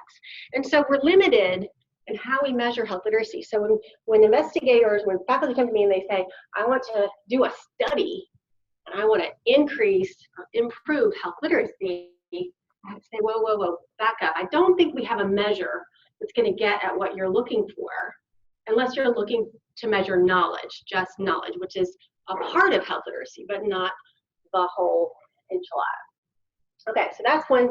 Innovation number 1 is just how we talk about health literacy. So now I want to talk about some more specific healthcare innovations and how health literacy fits. So triple aim. What's triple aim? Triple aim is not new, first of all. We're implementing a quadruple aim now, which includes these 3 aims plus 1 more, which is provider satisfaction. But a triple aim is a framework. And the idea is that if you can, within a healthcare system, you put deliberate efforts towards these things, and you have better health outcomes, and you deliver better high quality care, you will have lower cost, you have achieved this triple aim. And it's kind of the framework for a lot of new innovations. And again, all these innovations, if you want to achieve this, health literacy is really, really important. So the first aim is better health, meaning better health outcomes. And one thing that is different is how we see healthcare now. We used to see healthcare as sick care. In old healthcare, it was driven by a totally fee-for-service model. The sicker you are, the more care you consume, the more the provider and the system get paid, and that was the whole model. Well, now with these newer innovations, the focus is on health. It's on helping a population, a group of people to become healthy and stay healthy and not go to the hospital and not go to the emergency room, not consume care because they're healthier. So this is a real shift. Well, in order to do that, again, health literacy is critical. If we're expecting patients to be healthier, we know they're going to have to, they need to engage in health promotion behaviors and preventive services. We know that's important, but we also know that's hard. That's really, really hard. And we know that people with mental health literacy struggle with that more so than other groups, right? So if we're going to shift this model towards better health, we really need to consider how health literacy plays into that in the triple aim. So the better care part is really, it's weird how closely tied the care and the cost thing end up being. So the way that we deliver care under the triple aim are through initiatives like these. So the patient-centered medical home. Anyone? Any patient-centered medical home here? I did, yes. Comprehensive primary care plus, accountable care organization, these ringing a bell, bundle payments. So again, the idea is we have these quality standards. We deliver care to meet these quality standards, but a lot of it's driven by these health outcomes and how healthy people are. So you get a bundle payment for a patient who is having a knee replacement. And so the health system gets this bundle payment and they say you have X dollars. Well, they don't get paid for procedure after procedure. And if you have to go back and get surgery, you get paid more. It's the opposite of that. You have this one lump sum and you get to keep what you don't spend. So you have shared savings in the end if your patient and they go home and they take care of themselves and they go to PT, and they don't go to the emergency room and they don't get an infection and they don't have to go back, you get that leftover money. The provider does, the health system does, right? So it's kind of turning things upside down. Again, health literacy is critically important because the patients are going to have to know to do things like, oh, I need to call the nurse before I go to the emergency room. Because what happens if that patient goes to the emergency room under this model, they're penalized, right? So health literacy is really important for the care part of the AAA. So all of this translates to cost. So here's a little quiz. How many of you remember from this morning? How much does health literacy cost the U.S.? Is it millions or billions? Billions. Is it tens of billions or hundreds of billions?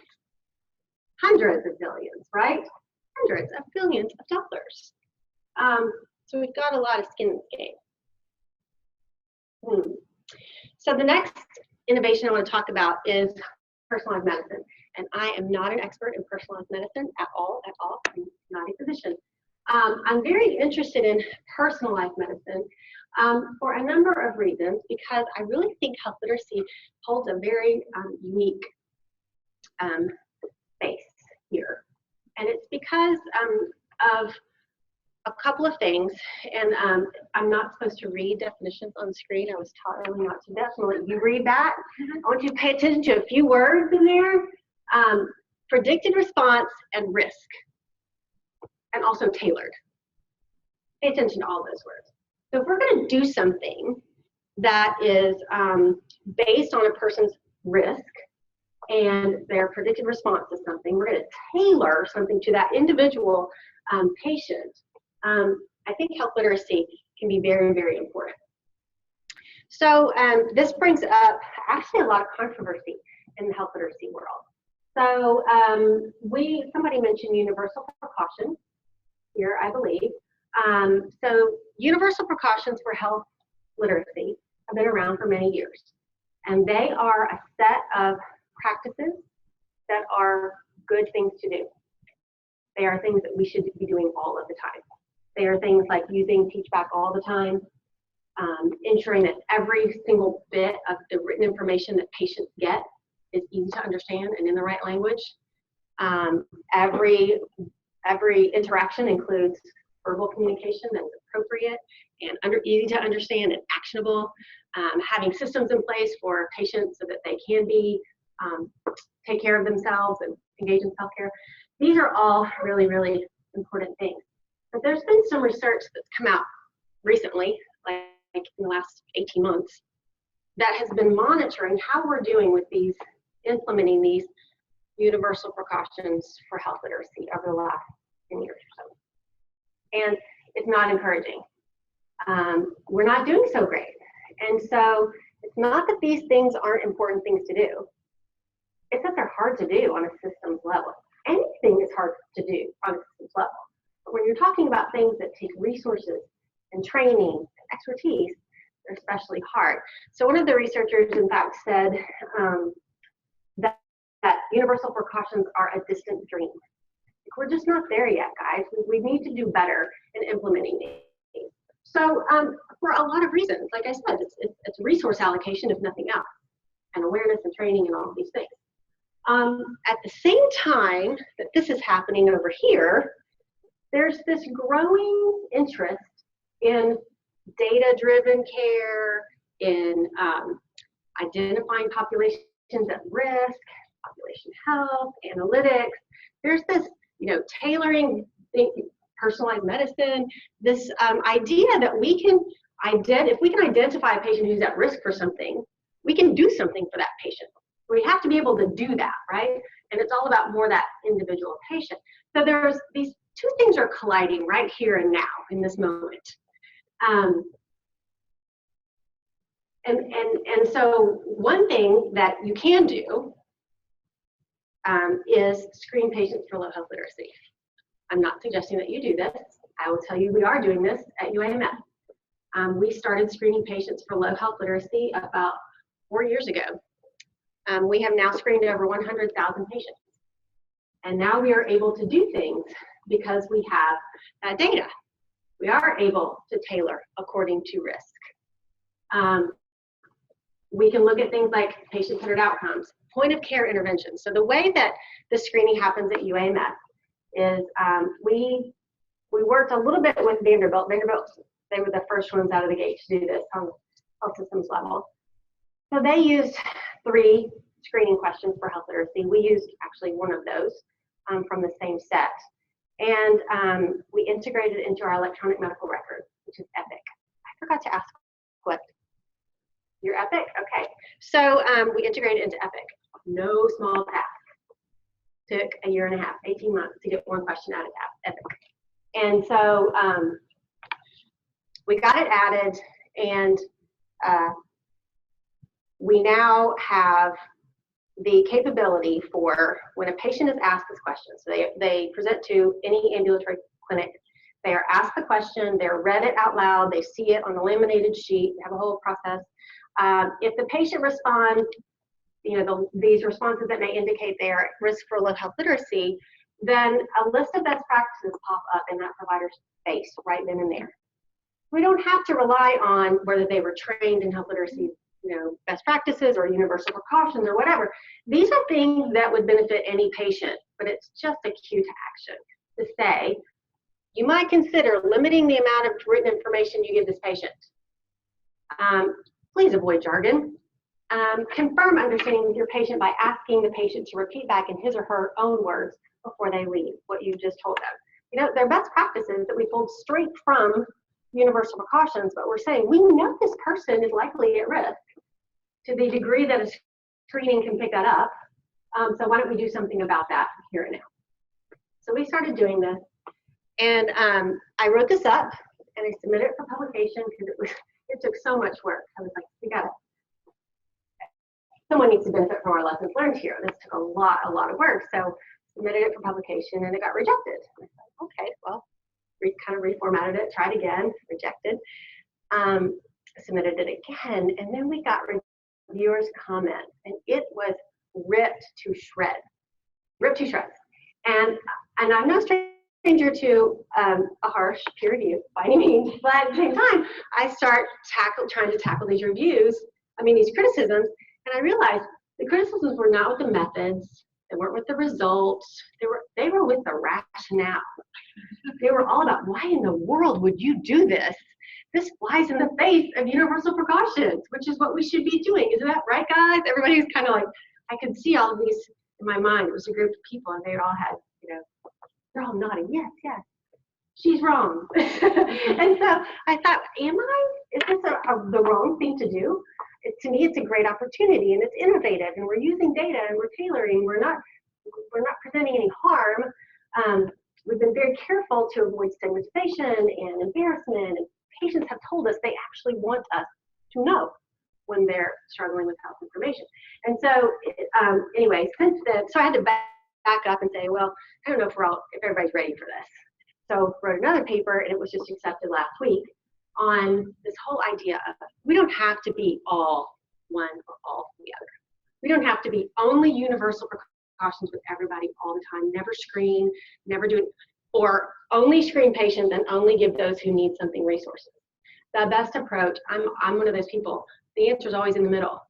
I think there's space for all these beliefs in the middle, that's probably the best approach. So anyway, in anticipating further resistance, I challenged a colleague of mine to a thought experiment.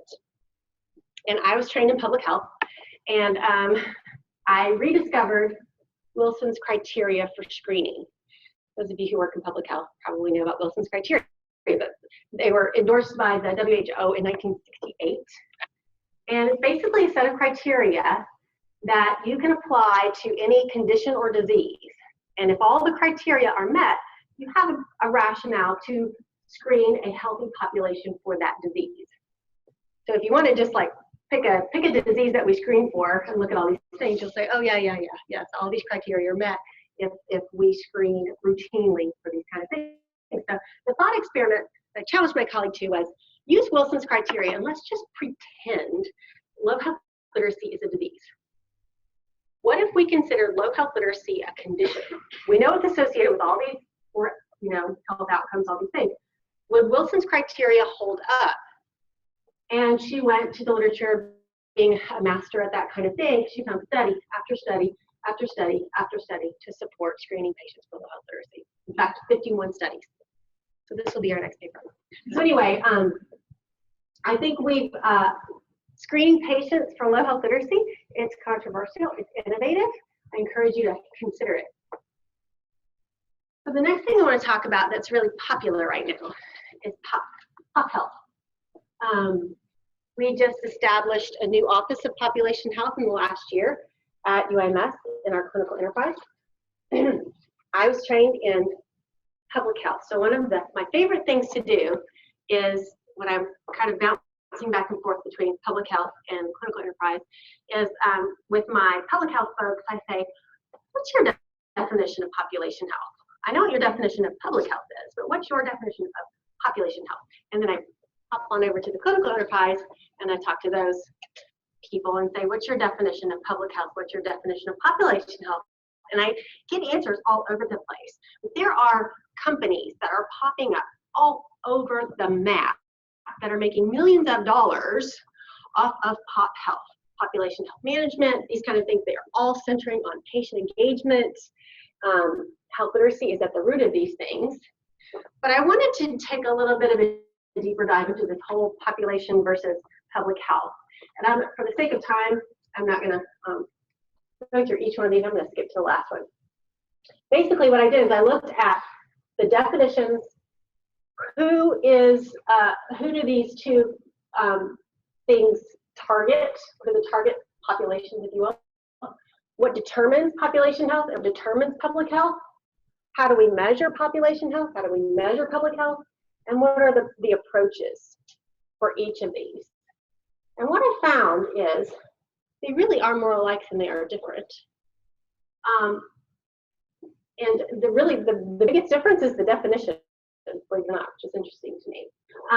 We've had people, scientists, experts, specialists for years and years and years over in public health who are experienced in identifying populations at risk and trends and building registries and all of these things that are all this new science in population health. So we really have, there's a lot of overlap. The scope is the same because we're talking about intervening at a kind of policy level, an advocacy level, talking about communities and big patient populations and those kind of things. But what was really interesting to me is I said, where is health literacy relevant? Health literacy is really relevant for all of these.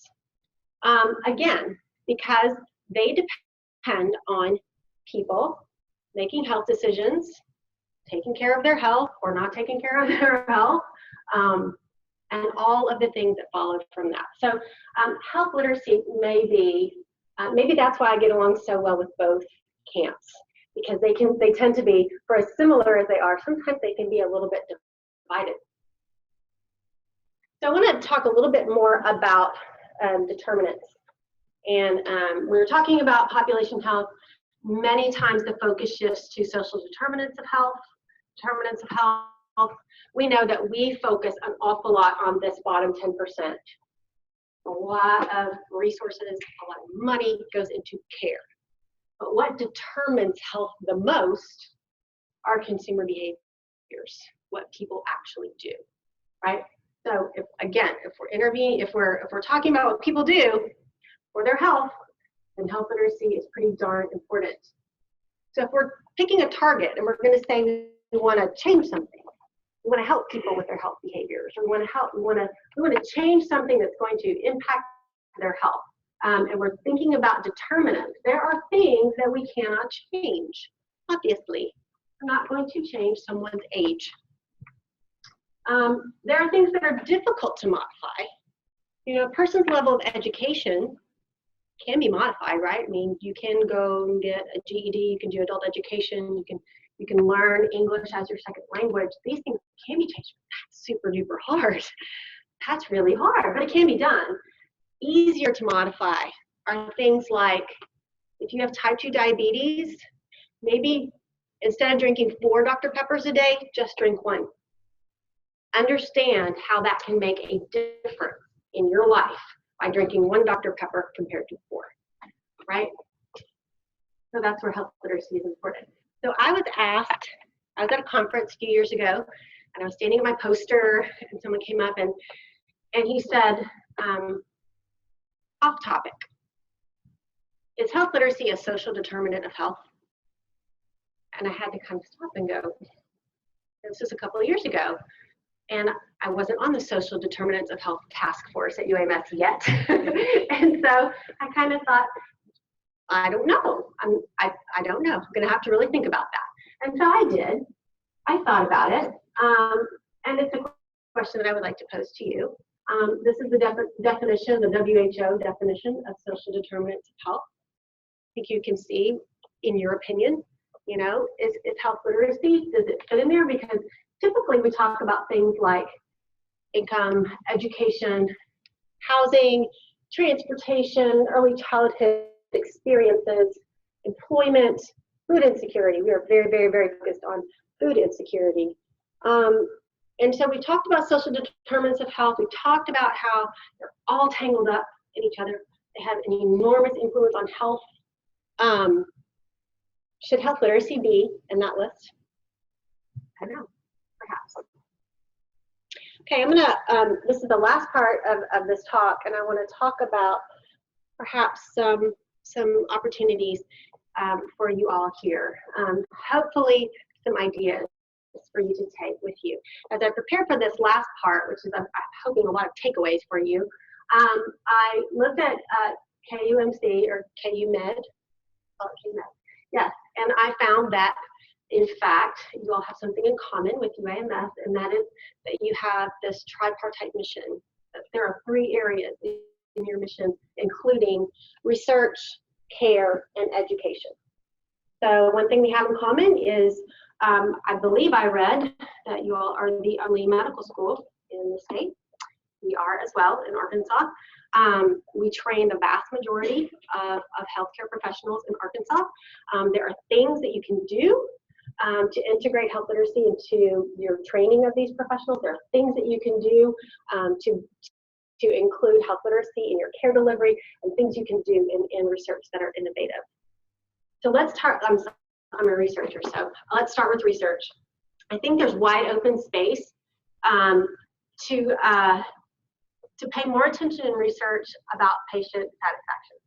And the reason that this is, I think, really important is because if you want to get the attention of the decision makers in your clinical enterprise, talk about patient satisfaction. They are scratching their head. They are reimbursement is being tied to patient satisfaction. Quality is, tied to patient satisfaction. There are all kinds of quality initiatives to improve patient satisfaction. It's super duper important to these people. They don't really know how to do it. We have lots of research on health literacy and how health literacy best practices can drive the interaction, and with a little bit of research to show that it impacts patient satisfaction. But I suspect that we've got something there. If we focus more on health literate practices, health literacy best practices, and how we communicate with patients, I suspect we'll see a difference in patient satisfaction. And everybody really is focused on that right now. The national opioid crisis. I think there's room for a lot of health literacy research there, because what we don't know is how much of an influence people's understanding of risk and benefits are driving their use and misuse. That seems like, duh, we should know that. We don't know that. We don't know if this crisis is driven, it's certainly driven by addiction. But if we're talking about new users of opioids, is it age? That's the big magic bullet. Is it people like my parents who always want a pill to fix everything and they don't care? The doctor tells me, my doctor gives me a prescription, I'm going to take it. It better make me feel better. And I don't really think about risks at all. Is it an age thing? Is it understanding risk and benefits? Is it, we don't know. I did look at some health literacy data for one of my studies for pain management for, I believe it was hip and knee replacement. And we did find that there were significantly more patients with low health literacy taking opioids postoperatively for that than patients with adequate health literacy. This is with a very, very large sample. So we've got enough to ask more questions about how health literacy is playing a part in the national opioid crisis. Digital health. This is one of my favorite things to talk about. Because for a long time, I've always loved technology and I love innovation and I love ideas, but I was a bit hamstrung in working in health literacy, because when I first started working in health literacy, the data on people's health literacy and technology use really was pointing towards, our older adults who have lower health literacy, who need some kind of intervention. They're telling us loud and clear, do not text me, I'm not going to use that phone. I don't want, I still have a landline at home. Well, all that has changed now. So thankfully that space is opening up a bit. But what I want to caution everybody about is that we are at significant risk for contributing to disparities in the technology that we develop. So if we are developing apps that take a level of sophistication to use that is not in alignment with those who actually need it the most, we're contributing to a disparity, right? So what I mean is, you have an app and it's for, maybe a weight loss app or something like that. And the people who have access to it and the people who know how to use it are people with higher education and high income. Because it's an expensive app or something like that, but they love it, right? We have these people who are already healthier to begin with because of all of the access to all the information that they already have and their high skill level and their high education, their everything. And now they're what? Getting healthier. What about these people down here who don't have access to those things, who cannot use that technology effectively? You've just contributed to a disparity, right? So we have to be careful. What we really need to do is develop technologies that close that gap, that reduce those disparities. And in order to do that, you have to pay attention to health literacy as you're developing these technologies. But that space, I think, is also wide open. Patient engagement interventions, we are expecting our patients to interact with their patient portal, which is my chart at Gina, more and more. It seems like every week they're adding something else to my chart, something else to my chart. And and then they measure, well, wait, patients aren't really using this. I wonder why patients aren't using this. let alone we probably didn't even tell patients that it was there, you know. So as we are building out patient portals and patient tools and focusing on patient engagement, again, we need to pay attention to health literacy. There was a call to action at the National Health Literacy Research Conference about 3 years ago in their keynote address, and it was for more qualitative research in health literacy. For whatever reason, the early pioneer researchers in health literacy were very quantitative kind of people. They were all looking for that significant p-value. But the problem is that we ended up with all of these findings that demonstrated this is associated with this, and it's significant. This is higher than this, and this could be, you know, but we didn't know why. So when something works, we kind of go, oh, okay, well, it worked. We have a significant main effect, yay. But if it didn't work, we don't know why. So we really need to pay attention to qualitative research, a qualitative method, and do things like focus groups and interviews and talk to people. Again, this is in terms of reaching vulnerable populations, the voices we need to hear the loudest are those that are hardest to hear. So I think we can do that through better qualitative research. Oh, and patient portal interventions, I think I just mentioned that under engagement. So let's shift over to education. We have an Office of Interprofessional Education at UAMS. I'm highly involved with this group because, as I mentioned, I'm privileged to have faculty appointments in pharmacy and nursing and public health and medicine. But anyway, the way that when we first opened this office, they were looking for ways to create threads that would bring all the disciplines together. So every fall, we have about 850, 870 brand new students step foot on our campus every fall in August-ish. Within about a 2-week period, most of our programs start at that time or have started at that time. And that's all colleges or all schools, all programs. In a week's time or 2 weeks' time, every single student goes to an IPE workshop in which they are partnered with students and learners from other disciplines, and they do things. And they learn from each other, about each other, and with each other. So as this curriculum map was being built, to figure out how can we, the whole aim is that we are training professionals to deliver team-based care better and to address disparities and really lofty great aims. And so the curriculum committee was looking for ways to tie everybody together. What can we do if we have, you know, a radiology tech student and a medical student and a pharmacy student all together? What's something that they can do together? And lo and behold, they listened to the voice in the corner that said health literacy, communication. That's what they're all going to be doing. Not all professions will be communicating directly with patients, but we challenge them to identify how they do communicate with patients, even if that whole, you know, interaction is not obvious. Every single discipline is going to create some kind of communication for a patient somewhere, some way, and they're going to be working with everyone else. So health literacy can be a thread that binds together different disciplines for some really innovative and effective curriculum changes. Again, the health literacy competencies can be integrated not as separate competencies, but you can pretty much overlay them with a lot of existing communication competencies for almost any health professions degree program. But that's another way to keep health literacy there in the forefront of health professions education.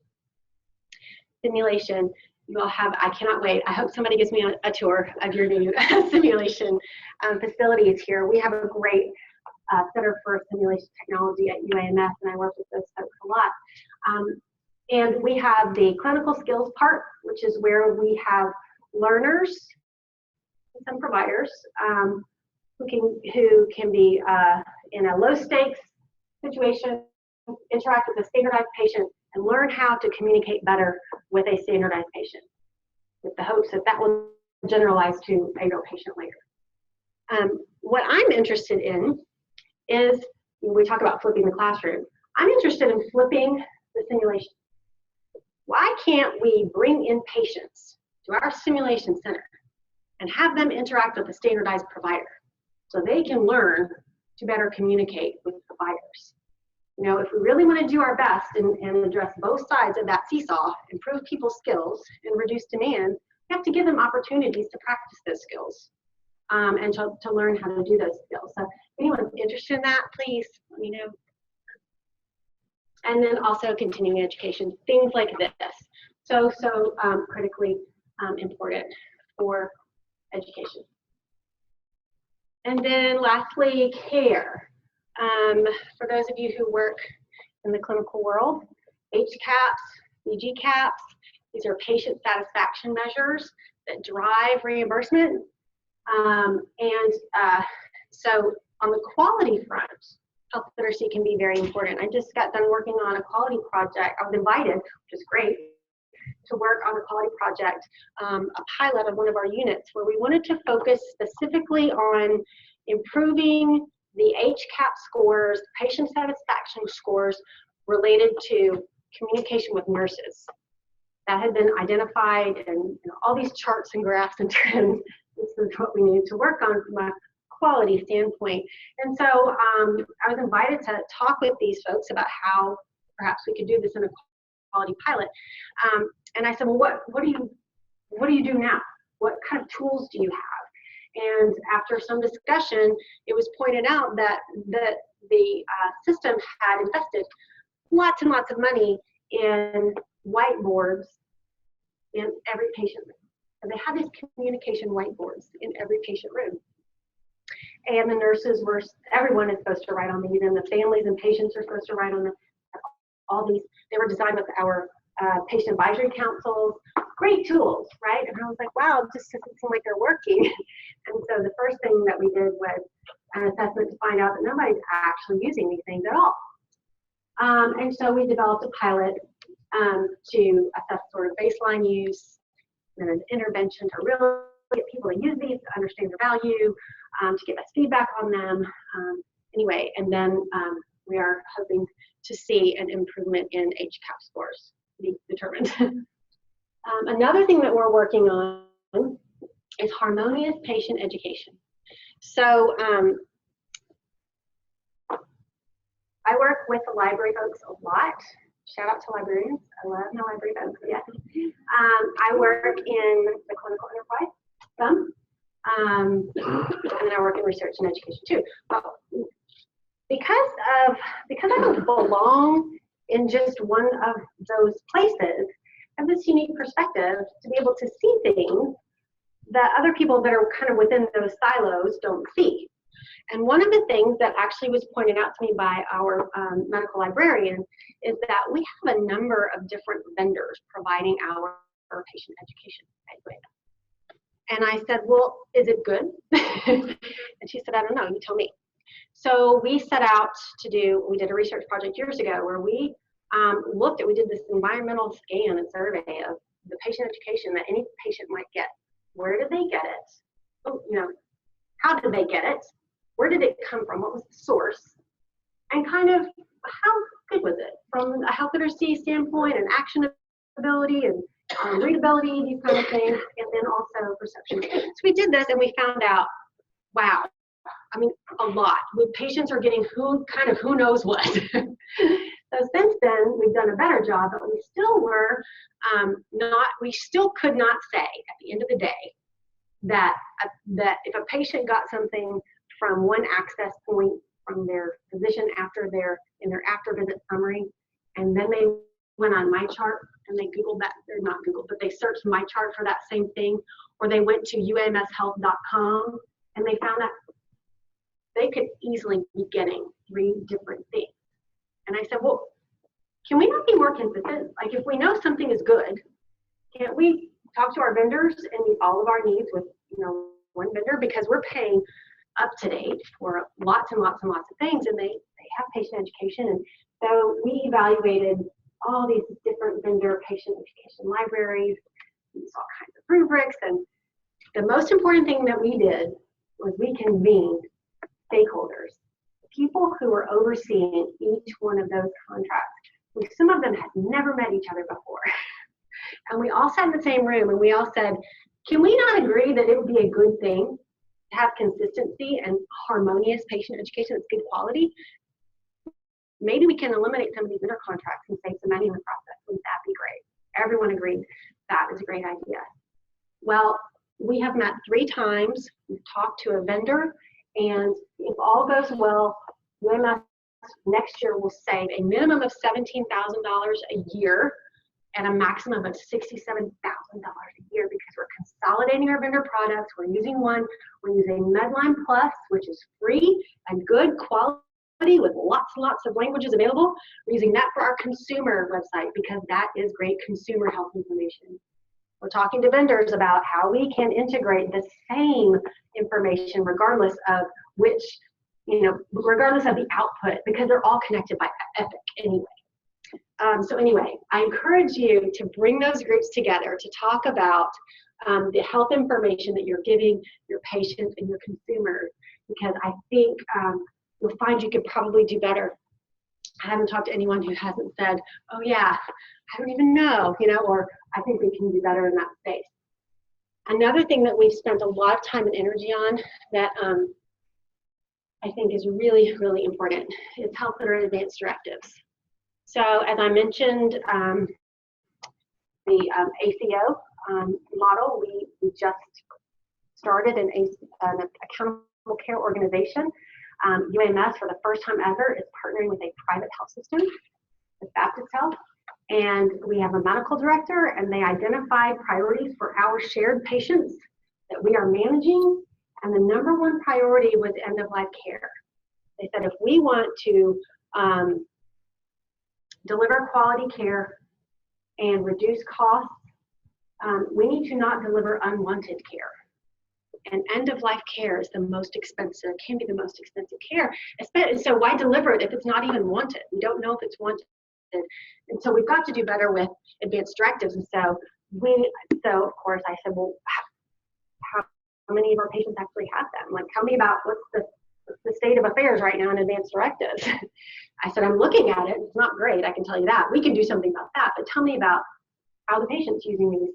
And we found out that patients, again, depending on what the access point was, patients were getting different things from different places, different versions of the same thing, different kind of products. You could get a living will that looks like this from this place, and a durable power of attorney for healthcare that looks like this from, all these other places. So again, we decided we needed to consolidate these access points and do a system-wide cut, replace. Take all of these out, replace them with one standard, easy to read, living will and durable power of attorney. Not to say that they could, patients, if they needed something else or they wanted something else, they absolutely could use that. But the other problem is that after patients were filling these out, they were getting scanned in Epic, and it was really hard to find them. So when you need it, so the whole purpose, right, is that if a person has this, that you can go in and see, or a physician order for life-sustaining treatment and the pulse, which are standing orders. We can find them. And so now we have a folder created in Epic. We have our new forms that are barcoded so that when a patient turns them back in and they are signed, they're scanned, they're uploaded into the advanced directive folder. So any provider, when they open up that patient's record, can find their advanced directives, their pulse, or whatever. And I have high hopes that this is going to make a really, really important difference on many fronts. I will tell you, it was really hard. It took 9 months. I felt like I delivered that baby. It took 9 months to get this thing done because every time we would do an iteration, we had to have it, well, we didn't have to, but well, yeah, we did. We had to have it vetted by so many different stakeholders. So we created the first version with our chair of palliative care, so a physician, health literacy folks, and clinical ethicist. That was the That's where we started. One of the health literacy experts is from the Center for Health Literacy, and he's a health literacy attorney. And so we kind of came at it from a legal perspective too. But we went out there and looked and looked at all kinds of different tools that were available. Prepare for Your Care is amazing, and it's awesome, and it's great. But it wasn't appropriate for our purposes. We really needed something that could be printed out from Epic. So we created one, and then it had to be vetted by physicians, intensive care, emergency medicine, primary care. Primary care does a lot of this. All these different physicians. So then they come back and say, well, I don't like how it says this. Oh, can it say this instead of that? So we made changes. Then it had to be approved and vetted by our, by of course, legal, by patients and families. Our patient advisory committees approve it, legal, ethics, providers, and health literacy. So by the time this thing was finished, it was really, really well vetted. We had to make a million changes. The whole thing was an exercise in compromise because the ethicist would say, I want to make it. It really needs to say this for this ethical reason. And then the provider would say, that is absolutely not practical. I'm telling you that won't work. And so we had these, struggles. So in the end, it was such a feat to get this thing finally approved and into Epic. And we're launching it on National Healthcare Decision Day across our health system. And so I think it's a really, again, learn from our mistakes, get everyone to the table, know what you're doing. Meaning, like, what's your baseline? Like, how are things happening right now? What needs to be changed? Who needs to be changed? Who needs to be changing them? And you'll find that health literacy can be a common language. Everyone knows that people need to understand advanced directives. They really do need to understand these forms. They're going to fill them out with this these very important choices on them. And then lastly, representative patient advisors. We have had patient advisory councils around for about probably 7 or 8 years now. We have amazing patient advisors that guide us in all kinds of decisions and the things that we do in our healthcare system and our clinical enterprise. But what we have realized recently is that these patient advisors are not really representative of our patient population. The people that we have been asking are people who are able to come to meetings at lunch, in a boardroom, on a weekday. A lot of them are retired nurses. They're retired. We have a retired lawyer. We have, they're people with high levels of education. They understand policy, right? These people, they could be working there. So have they been patients? Yes. Do they have patient experiences? Yes, they absolutely do. But do we, again, are those all the voices that we need to be hearing from when we're making decisions? This was really highlighted in our work with advanced directives, because our advanced directives, we made it almost to the finish line, and the patient advisor said, nope, not going to approve that. Patient advisor, and so we said, please, what do we need to change? Talk to us about this. And he said, that is too simple. That is not enough. I need way more than that. I have lots of experience with this. I have experience with this in my own family. My lawyer says X, Y, Z. He was a retired bank executive with a son who's an attorney who was coming at this from probably, he was a loud voice, but at the same time, we had to stop and tell him, just FYI, the patients here are the demographics, here are the characteristics of the typical patient at UAMF. Really, that's who we want. Those are the needs we need to meet with this.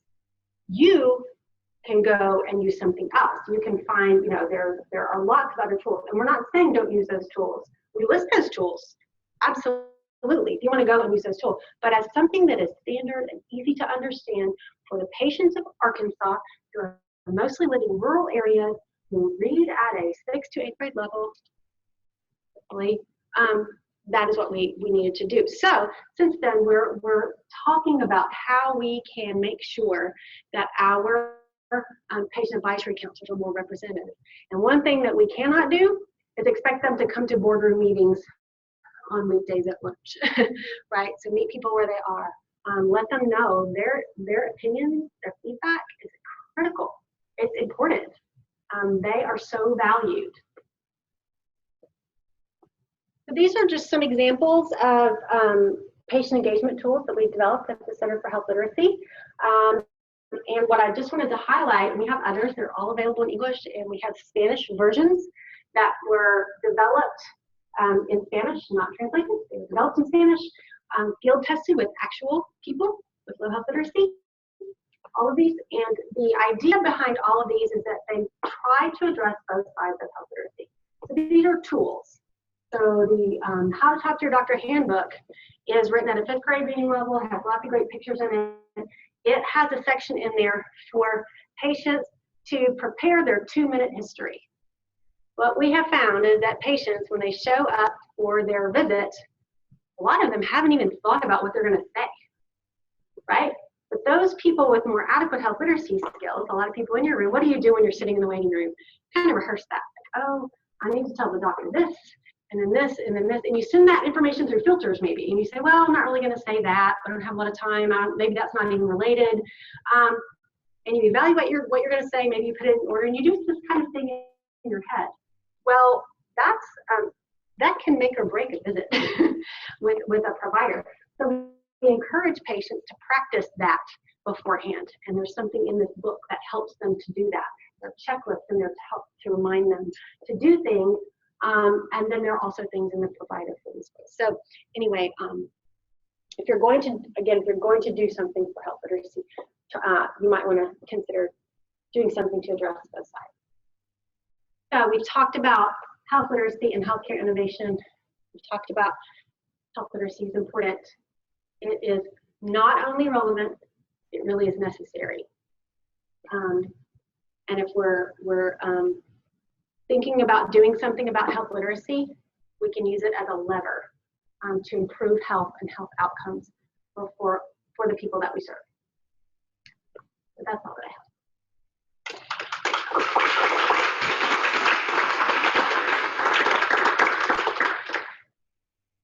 Questions?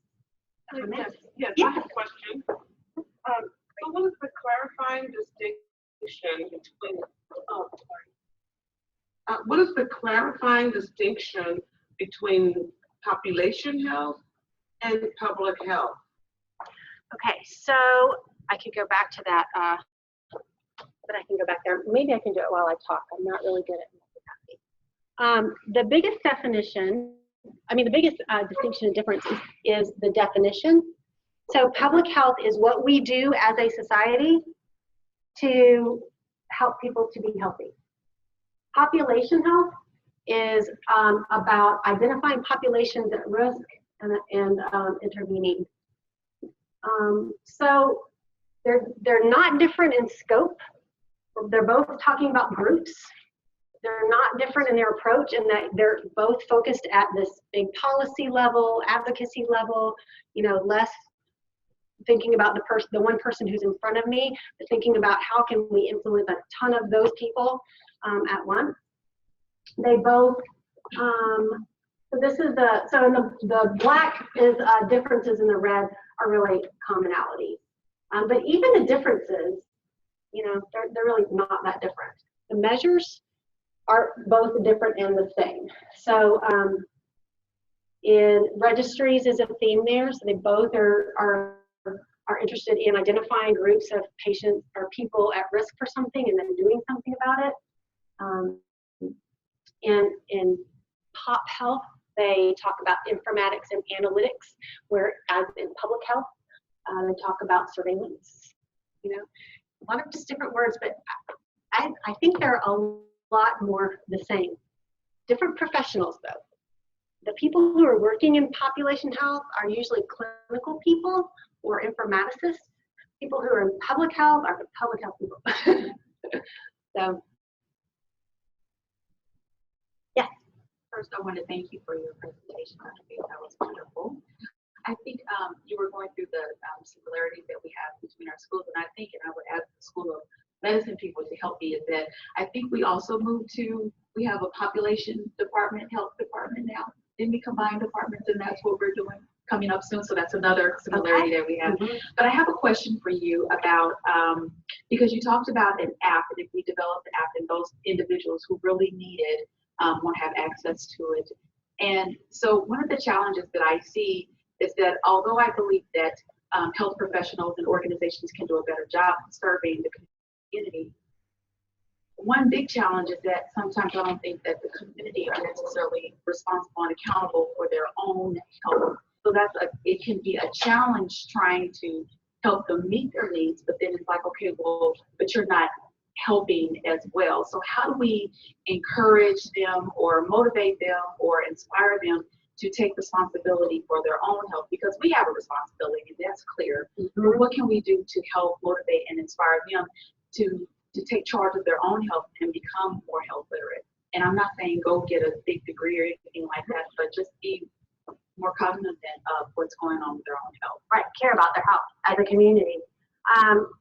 I think the more that our health systems, and I'm seeing this, I was very, very fortunate to be involved in UMS's strategic planning process, which is happening right now. And in our lofty goals for the next 10 years, there are goals in there about becoming a statewide, really robust health system that is connected with communities. And I think that maybe that's the key. The more that the health system, or the less that the health system is viewed as the people inside these brick walls, and more partners in health for the people they serve, not just when they're a patient there, but when they're back in their community. I think that is what's going to move the needle. Fortunately, a lot of these innovations support that. Health systems are going to be on the hook for a lot of these things that are happening at the community level. We're going to have a vested interest in partnering with communities, identifying social determinants of health, and then actually making sure that they connect people to resources to address those social determinants of health when they're in the community. Well, in order to do that, you have to partner with your community. So I think we're headed in that direction. I'm hopeful. I think Kate does a really good job of partnering with So I think KUMC does, and the hospital does, or tries to do a really good job with partnering with the community. So I don't want to say that we don't do that. I think we do a really good job. I'm just wondering about like the person, the individual. I get concerned, and I can make it even more personal with individuals in my family. You want them to be more responsible, to look it up or read about something, and they just want you to feed them information or do it for them. That's the challenge that I see in persons, but then also, and sometimes can be in larger. So I think that KUMC does a good job of partnering, but just, I know that there's always opportunity for improvement, just wondering what we can do. Yeah, that is a complex issue, and I think it is complex because it is partially health literacy, it's partially norms, beliefs, and so we're going to move the needle on that.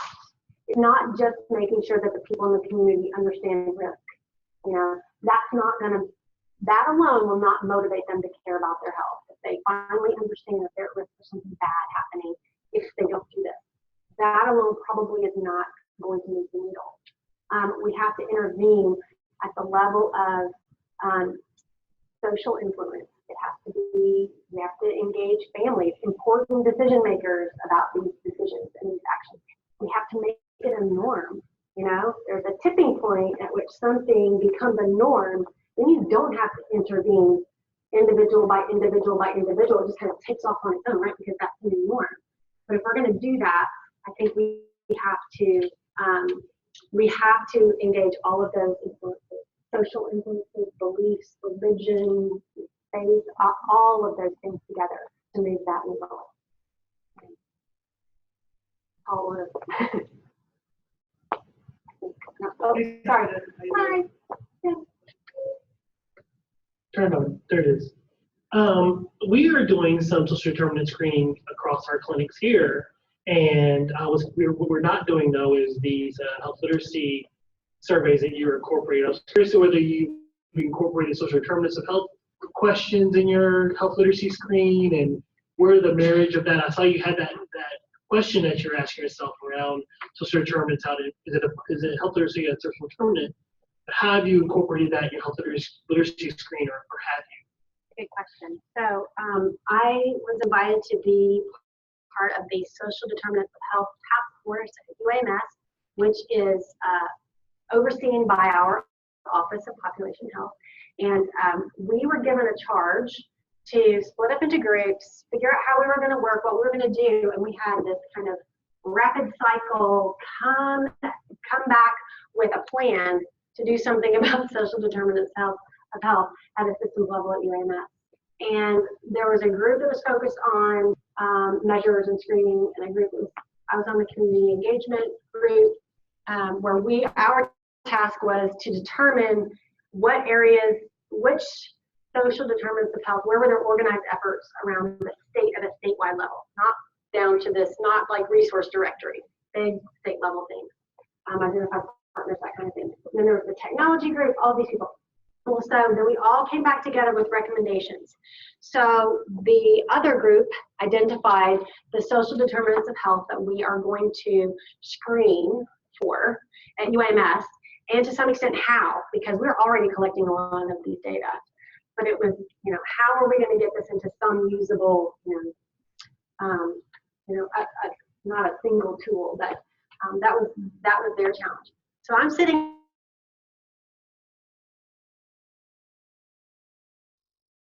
of the health literacy screening question here. I am not the one who brought it up, because I'm still over here going, is it or isn't it? I don't know.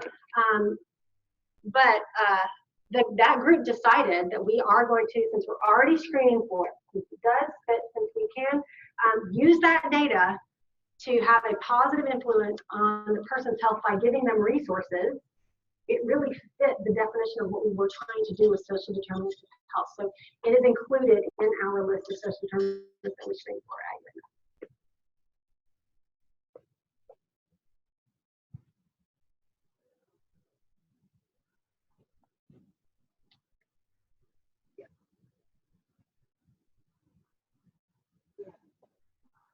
Might have a dead battery. This question comes from Zoom. What is the health literacy question that you were able to get added to your EMR? Also a good question. I would love to come back sometime. We can do a whole talk on health literacy patient screening. The short answer is there is a validated screening question for health literacy. It is the question that we use. It is a single question, but it is not the single item literacy screener. If you see that, that is not the one that we use. We use the question, how confident are you at filling out medical forms by yourself? And there's 5 response options, and it is extremely, very, somewhat, little, not at all. And based on the validation studies, if a patient answers somewhat, a little, or not at all in English, that's the English version, then it can predict low health literacy as if they had taken the NBS or the TOEFL or the REALM with about 82% accuracy, which isn't perfect by any means. But for those of you who work with other screeners, that's the deal with screeners, right? They're easy, they're quick and easy, but is their purpose to diagnose something? No, it's not. You want to avoid, in this case, you want to avoid false negatives. You just don't want to miss someone who's at risk that you could help. And so that is the question that we use. Thank you so much for your talk. I'm a student in public health, so I'm always excited to see other people in public health. As a patient and an advocate, the things I see most being important for health literacy are self-efficacy, and I don't know if that's already been talked about. This was the first session I was able to attend today. And then also providers being willing to meet patients where they are in health literacy. So I was wondering if you could talk a little bit about self-efficacy and advocacy, and then I don't know what training you have for providers on patient literacy that you may enjoy, and if you could address that. I can try. So self-efficacy is very important, and it is a lot of health literacy interventions are based on health belief theory. behavior change theory. And so self-efficacy is one of these constructs that's really important. If you want to change a behavior, a lot of times influencing self-efficacy is the key. So, in terms of, is there research out there that connects health literacy with self-efficacy? Absolutely, there are. It's pretty specific. There are some studies that I know of on for diabetes self-management. So there's health literacy has been linked to, lower health literacy has been linked to lower self-efficacy for diabetes self-management. So, we have those kinds of studies out there. But in terms of how it's integrated into interventions to, do something about it, to change a health outcome, it's usually because it influences, this bigger, all these other factors for behavior change. Self-efficacy being one of them, but there are many others. Is it important? Absolutely, it is important. As far as training for healthcare providers, just as I said, it's important to, it's difficult to pick a place on the lifespan to start when you're talking about health literacy, because if you start to, upstream, downstream, you've missed an opportunity to develop something or whatever. We take the same approach with providers. So our learners at UMS are future providers. We know we need to provide training while they are learning the practice of pharmacy and the practice of medicine and the practice of nursing, learning to interact with patients. So we do focus a lot of effort in curriculum and competencies for our learners. But then in our critical enterprise, and we know this because of Coleman's work, when those students leave when they got into residency, the behaviors that they're attending, they're modeling, don't always support what they have learned. So we really need to do a better job, I think, at training providers in practice. I have great hope for this generation of providers that are coming through the ranks, because they started on day one hearing about health literacy, and they're having these things integrated into the curriculum, they're training, but there are an awful lot of people that are out in practice that could use some training on communicating better with their patients, and they're not required to do so. So making sure that we include these things in continuing education across all disciplines, to the extent we can have some teeth and requirements for how these disciplines are practiced, for patients. We require some of these things of our patients. If you are providing this care, you have to do it in this way. So there's maybe some opportunity in, organizational policy.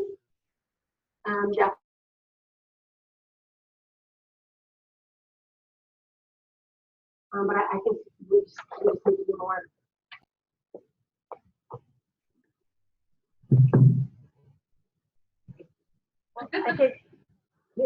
You could hear my, Can you speak to, just for a moment, on how your health literacy center came to be? And maybe get a little guidance for us? Sure, absolutely. I can talk about that all day.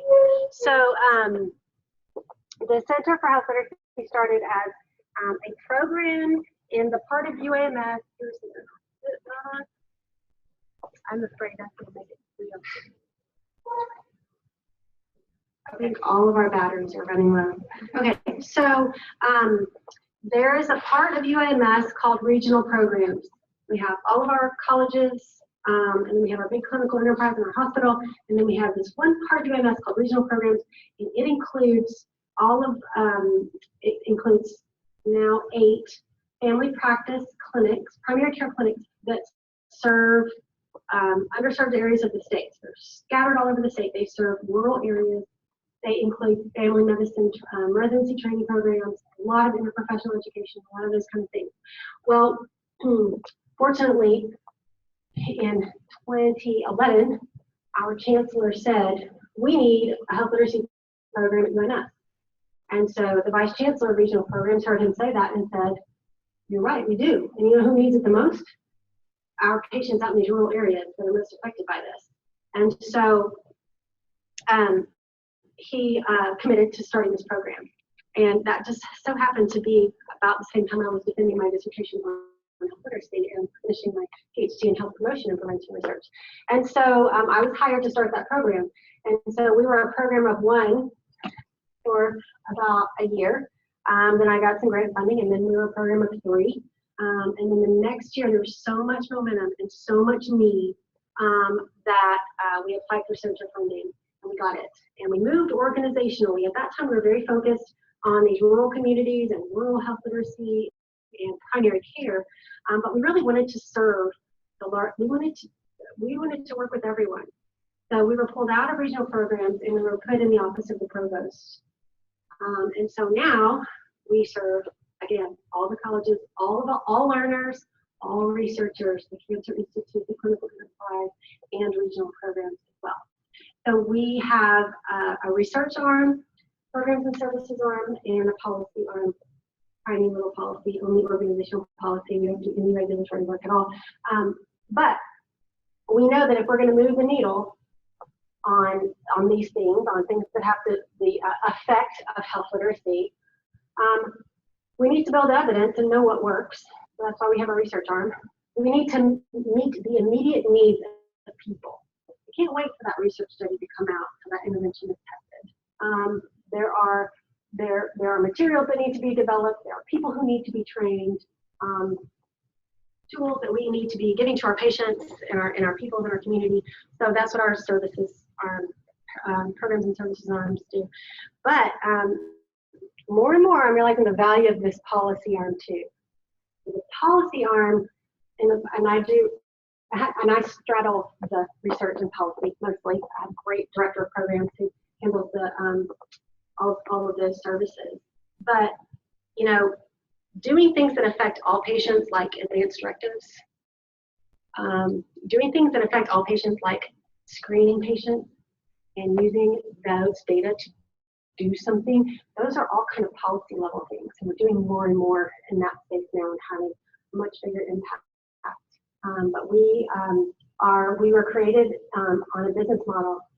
So we're on the hook for bringing in a lot of funding to keep ourselves going. So fortunately, NIH has a really great indirect rate. So we have NIH funding for going for some CDC funding, small grants, tiny grants, almost, we'll take $10 donation. Every little bit helps.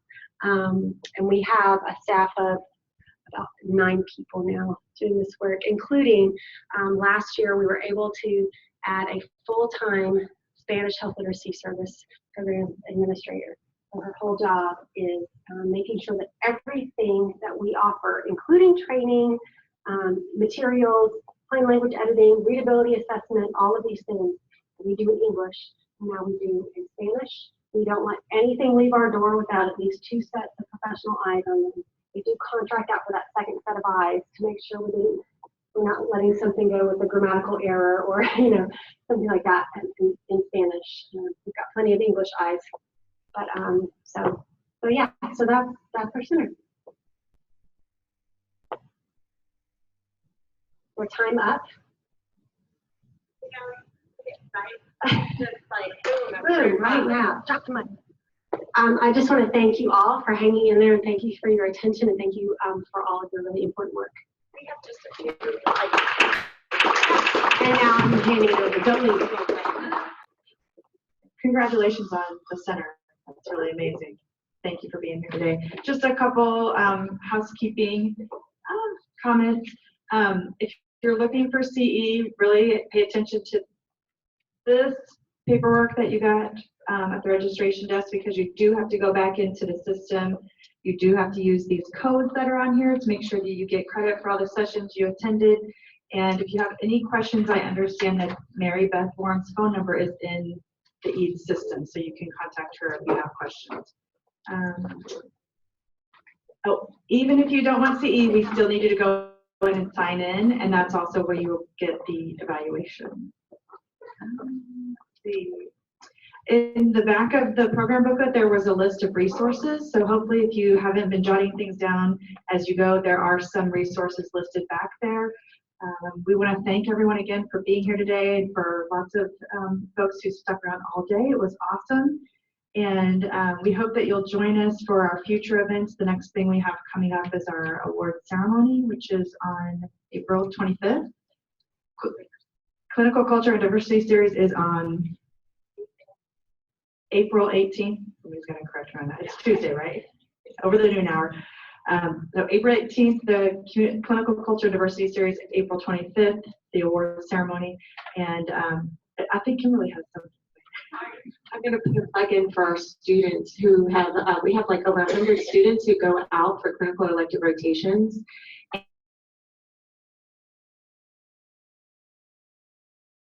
And we have podium presentations at 11, and then from 12 to 1, there'll be food, and the students love to have an audience to tell about their experiences with healthcare around the world. And last thing, if you have any notes for Valeria, she's over here in the corner, so you can leave those with her. Thank you. Have a good afternoon.